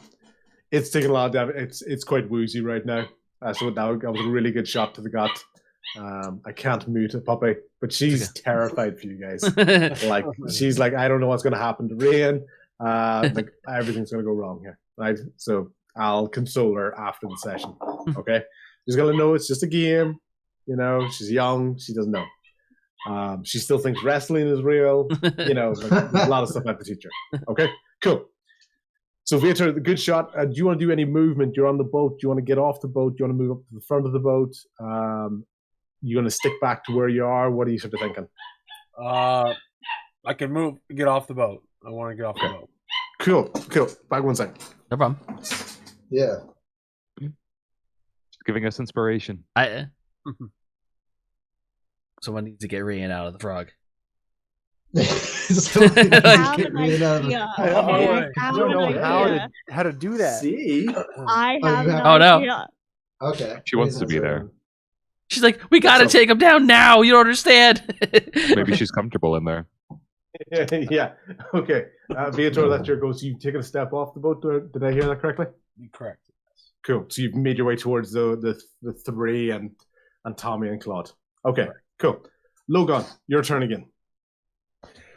Is there a crow's nest on this boat that I can climb up into? I gotta say, there's a wee panel, even if it's almost like a wee cabin, where a captain would stand in, where the steering wheel and all this. I just want to get up high and shoot down on top of it. Fantastic. I'm gonna ask you to Signature do move. an athletics check on the climb. Is this going to be a D20? D20. Okay. D20 and add athletics. D20. Happy, you really like climbing on stuff. That's Logan's style. Yeah, he Yeah. likes being up high. It's Yeah. same as me in real life. So I rolled a 15 plus athletics, a 0. All right, so 15. But yeah, boom, bounced up. Absolutely no problem whatsoever. It wasn't wet or anything. It's quite a nice day. You're up on top of the crow's nest with your arrow ready to go. What do you want to do? I want to shoot down directly on top of the head of the big frog. Big frog. Okay, roll your bow. All right, so that's going to be a D. Let me double check. D8, right? So roll to attack first of all. So your D20. Oh, God, okay, yeah. That's okay. accuracy. Yep. So your D20. Still and then there's learning. Yeah, I think you said +5 with your bow. So whatever you got. So I Add it. rolled an 11 on my D20. Cool. On your You D20, could add that I think it was D6 if you want. +5. Oh, that's right. I could add that D6. Yes. And you have advantage on that frog still. And you have advantage on the frog, correct? How do you know all this? All right, I'm gonna go ahead and roll the for that. What was it? Bards something. Bard. Bardic What inspiration. I would suggest first of all is roll your d20 again because you got advantage, so it allows you to roll it twice and pick the best number. Oh, that's right. Yeah, don't worry, a lot of stuff to get, but at the end of the day, that's Well, what that number's the team- terrible. That's a 9. That's way worse. Way worse. Cool. So if you want to use your bardic inspiration at that moment, tap into it. You've heard kill, and it's inspired you to jump up. So if you want to roll your d6, I got an 11 the first time, right? Yeah. Yeah. Let me get that bardic inspiration added. Oh. And there's a 6, so 17. Nice. At the end of the day, sometimes it's a case of, you know what, you just don't want to take a chance. You don't want to take a chance. You know this has to hit. Yeah, I really want to hit this guy. I want him dead so we can get Rihanna. Just real quick, did All you also on D&D Beyond, did you add your hit/DC to the attack? So you see beside your bow, there's a range and there's a hit/DC. Did you add that number by chance? I see damage. Before the damage. Plus 5. Okay, so. Oh, yeah, I didn't add that last. So you should have added that, but even before you did the Bardic. So you would have been 11 plus that 5. So you were at 16 without Bardic if you still want to use Bardic. Okay. Well, I think in this case, Bardic's kind of a good one to be able to go, you know what, this thing's a bit frenzied. It's taking a lot of damage. It probably would take a bit more to hit it. Because now it's like swaying and it's angry. It's really agitated. It's got something in its mouth. It really doesn't want to let go. Like Callie, whenever she grabs any sock in the room, it's like you're dealing with that level of determination to keep what's in its mouth in its mouth. I think I have hit it. Now I'm going to roll for damage. I'm going to roll the D8 plus 3. Cool. Well, just so you know, going forward, I'll tell you if you hit it. Oh, I mean, I don't know. I'm just saying. I think I just mean there's a lot of times where people roll a dice and go, okay, and then I hit it and then I do this. So, all right, because sometimes there's mechanics that I'm dealing with where it's like, speak for you. You're the dungeon master. Cool. You do hit it, but that was such a pedantic because see your bardic inspiration that you rolled, you needed that. Okay. Okay.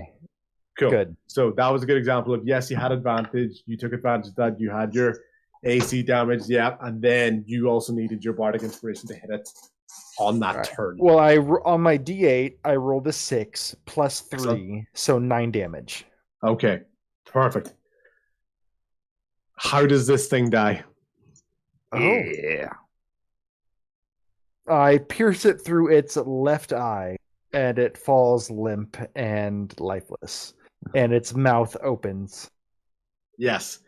It falls forward, hit it and thing, it falls flat forward and goes blah. And basically as the tongue rolls out, you can just see this wee Rian character just roll out with the tongue look, blah, blah, blah, blah, covered in this gunk.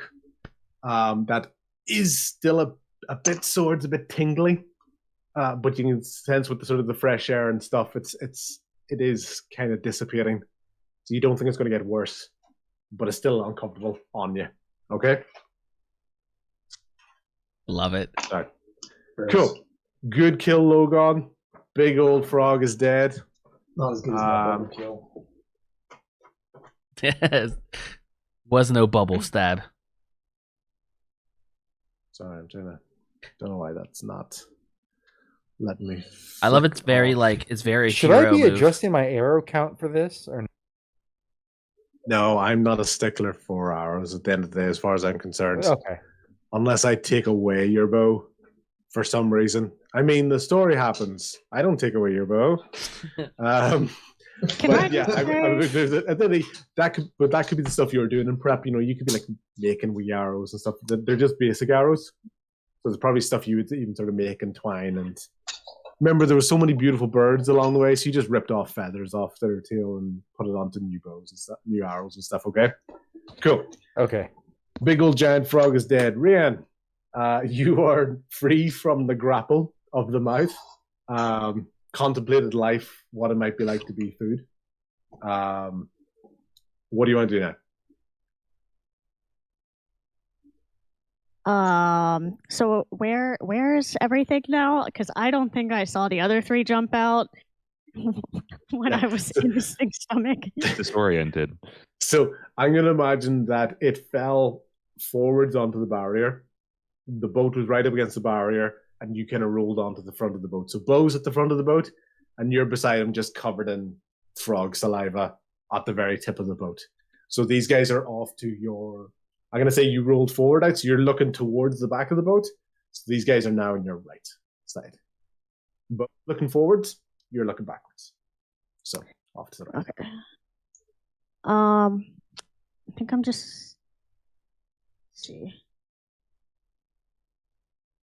I can't do that. They're too big for that.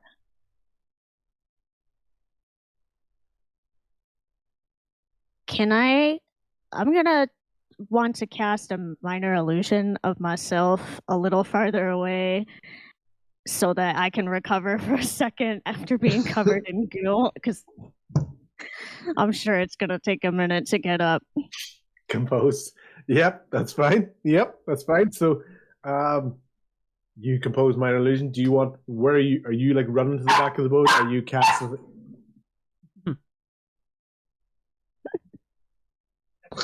Yeah, the dog made you cut out there. Your minor illusion barks. Yes. Oh, never mind. I'm watching the stream. That's delayed. Never mind. Okay. Can you hear me now? Yeah. Yes. Yeah. Cool. Rian, where's your minor illusion go? Where is your minor illusion going? And where Can are you I put going? it on the barrier and stay laying on the boat? Yeah. Yep. So it's up on the barrier. Yeah. It's down there. It's perfectly clean. It's not covered in frog saliva. It's just you being your best self in minor illusion form, like just loving itself, right? Okay, cool. Anything else you want to do? No. And was that a spell slot for you? Was that like a? Was that a cantrip or?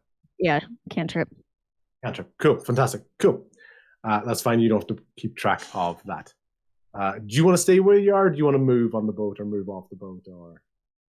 I'm just like getting all that off so that I can move freely. I'll be on the boat for now until the next turn.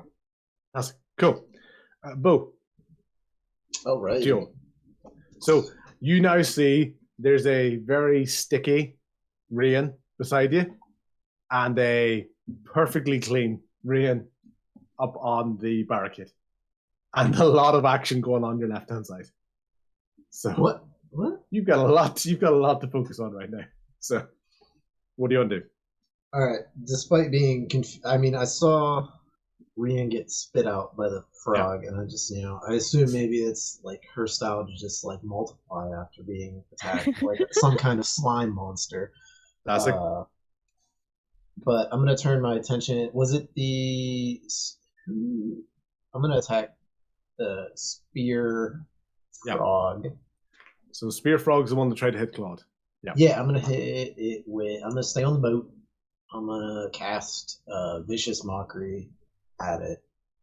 Cool. What is cantrip. so viciously said to this frog that's going to hurt its feelings? Oh man, I guess I'm gonna have It's to. okay. It's okay if you want to pass on it, but Talk about his bow size. Yes. His what? His Talk bow about his bow size. His weapon size. Oh yeah, I'm gonna mock the size of his spear and how dainty it is, how small it is. Okay, fantastic. Roll for damage, or is there anything I have to roll to like avoid it or in the description? Let me see. I'm still getting used to which spells wisdom exactly saving. you guys Yeah, it has to succeed in a wisdom saving throw. Oh, fantastic. So I got a 16 on that. What's your spell? Is it DC? It'd be a 13. Wait, my save DC? Yeah, as in like for spells you do, what's the number of people have to defend against? It's generally on your character sheet up at the top. I think on like the second or third page. It's the wee numbers at the top for spellcasters. 13. Cool. What happens according to the description if I get over 13? Oh, nothing. I don't know. Wait. It just says it must succeed on the saving throw or take psychic damage and have disadvantage. So it saved. So nothing. Yeah. So it doesn't care, but you try to make fun of its spear. You know, it's a bit more self assured than that. It's not a sore point for it. Okay, so you try to insult it.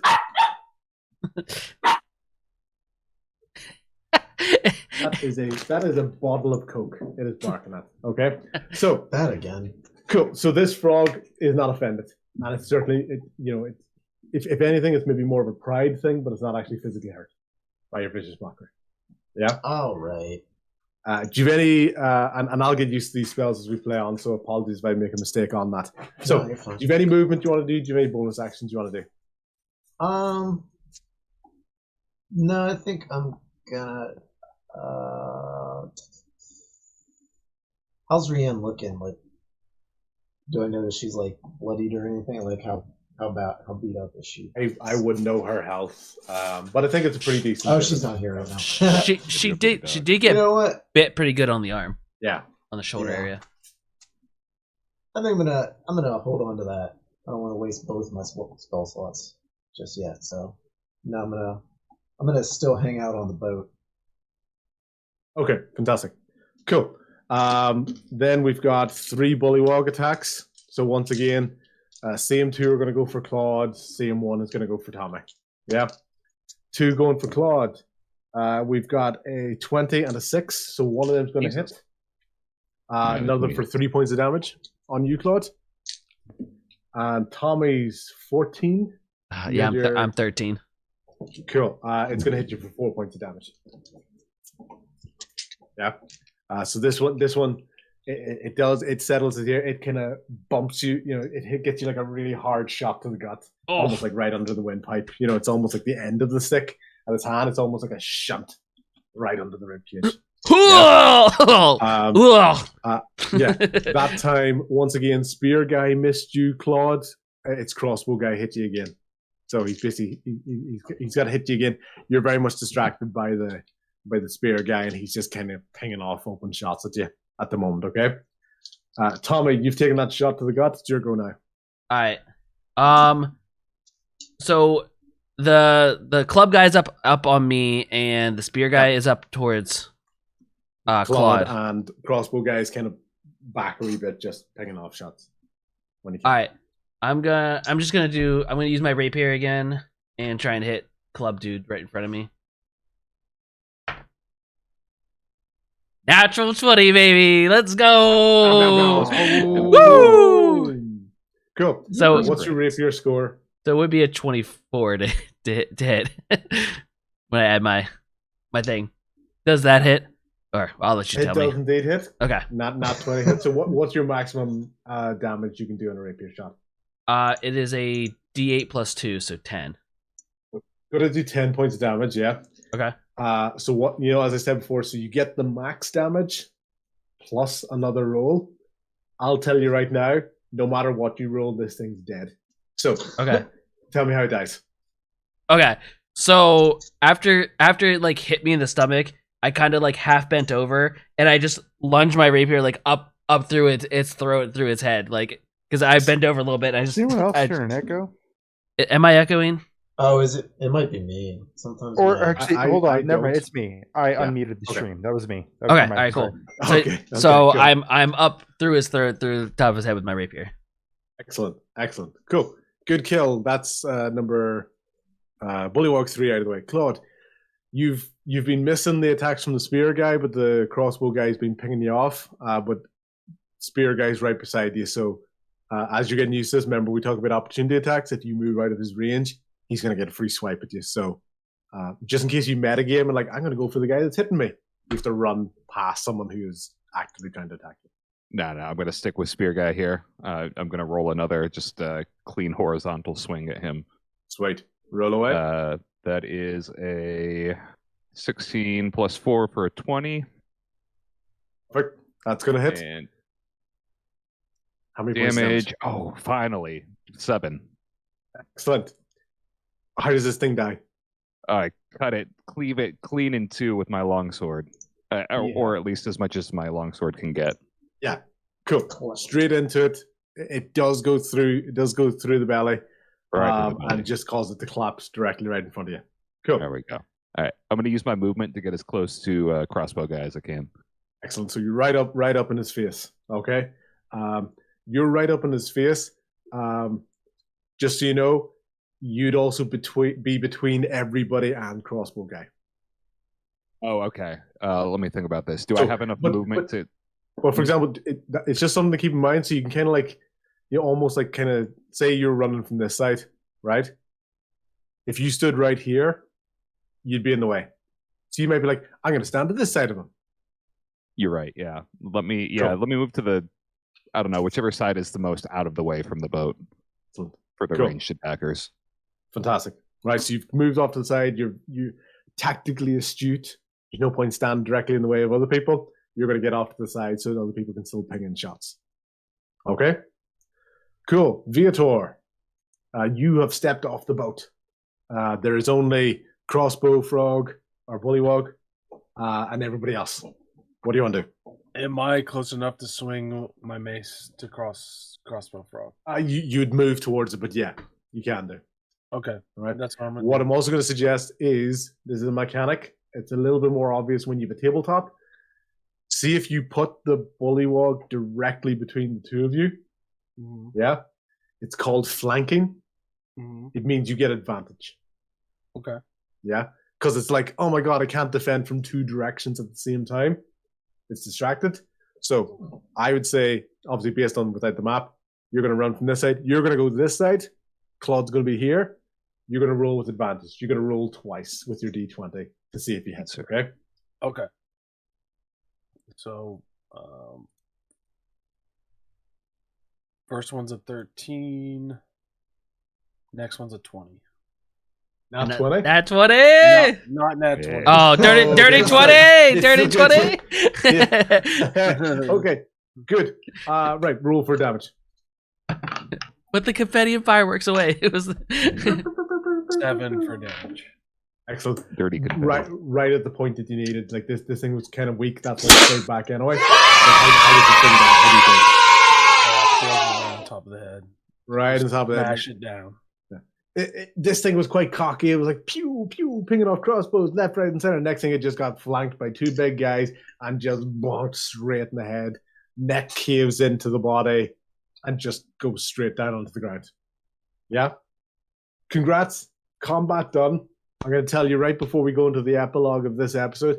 Congratulations, everybody's leveled up. You're now easily level 2. Woo! We'll go through numbers and all before we go to the next session. But congratulations on leveling up. We're going to get some nice new abilities. Level 2 is quite good for a lot of characters in terms of extra stuff you can do. Tommy, I know your rogue in particular is going to pick up on like sort of extra rogue actions where you can do things like hide and disengage and stuff as a bonus action. So it's a really good level for a rogue. Okay. You're going to become even more useful, especially being able to use your action economy of attacks and movement and bonus actions. So you're going to almost get that kind of like, get in, get out, hit and run type ability. Okay. Which is going to be good for you. So you're basically going to become more almost agile. Proficient with what you do. Okay. Cool. As we get to this thing, these bullywogs, these frogs there, you can see Monty there. Monty has been trying to get the boat going, but she knows this thing's not moving. Like we're not going to risk going through this barrier. You guys have tried to attack at it. It doesn't seem like it's going to be moving. And in that moment, what you hear is a combination of big sounds. Another one of the whoosh airwaves crashes through the trees. The sound coming through the air sounds like it's potentially coming towards you, but from a great distance. And you also now start to hear those big thudding, what could be footsteps, but they're rhythmic of boom, boom, boom. As the trees begin to split in front of you, coming from a different direction of the whooshing sound, these footsteps crash through, and you are met face to face with two individuals. Right before they break through the trees, Logan hears a sound from behind him going, psst. That noise again. Yeah. So in front of everybody, you see these two individuals. The fuck? Are we still in initiative? Logan, behind you, you see this individual. He's the one going, psst, psst. One with the shield steps up and goes, "Who do you seek? Why are you here?" Big guy. He lets he's big, just groaning, not making any sound. But you can see this wee mockingbird, just comes up and flies on his shoulder, because sits on his hand and goes, looks at it. And then this is still guy going, psst, psst. On that note, we're going to end this session with you guys basically being surrounded on all sides by these three new individuals. Yeah. Successful combat. Yeah, awesome. Yeah. Leveling up, brand new characters to meet along the way. And let's see how this gets going, guys, okay? Nice. Yes, awesome.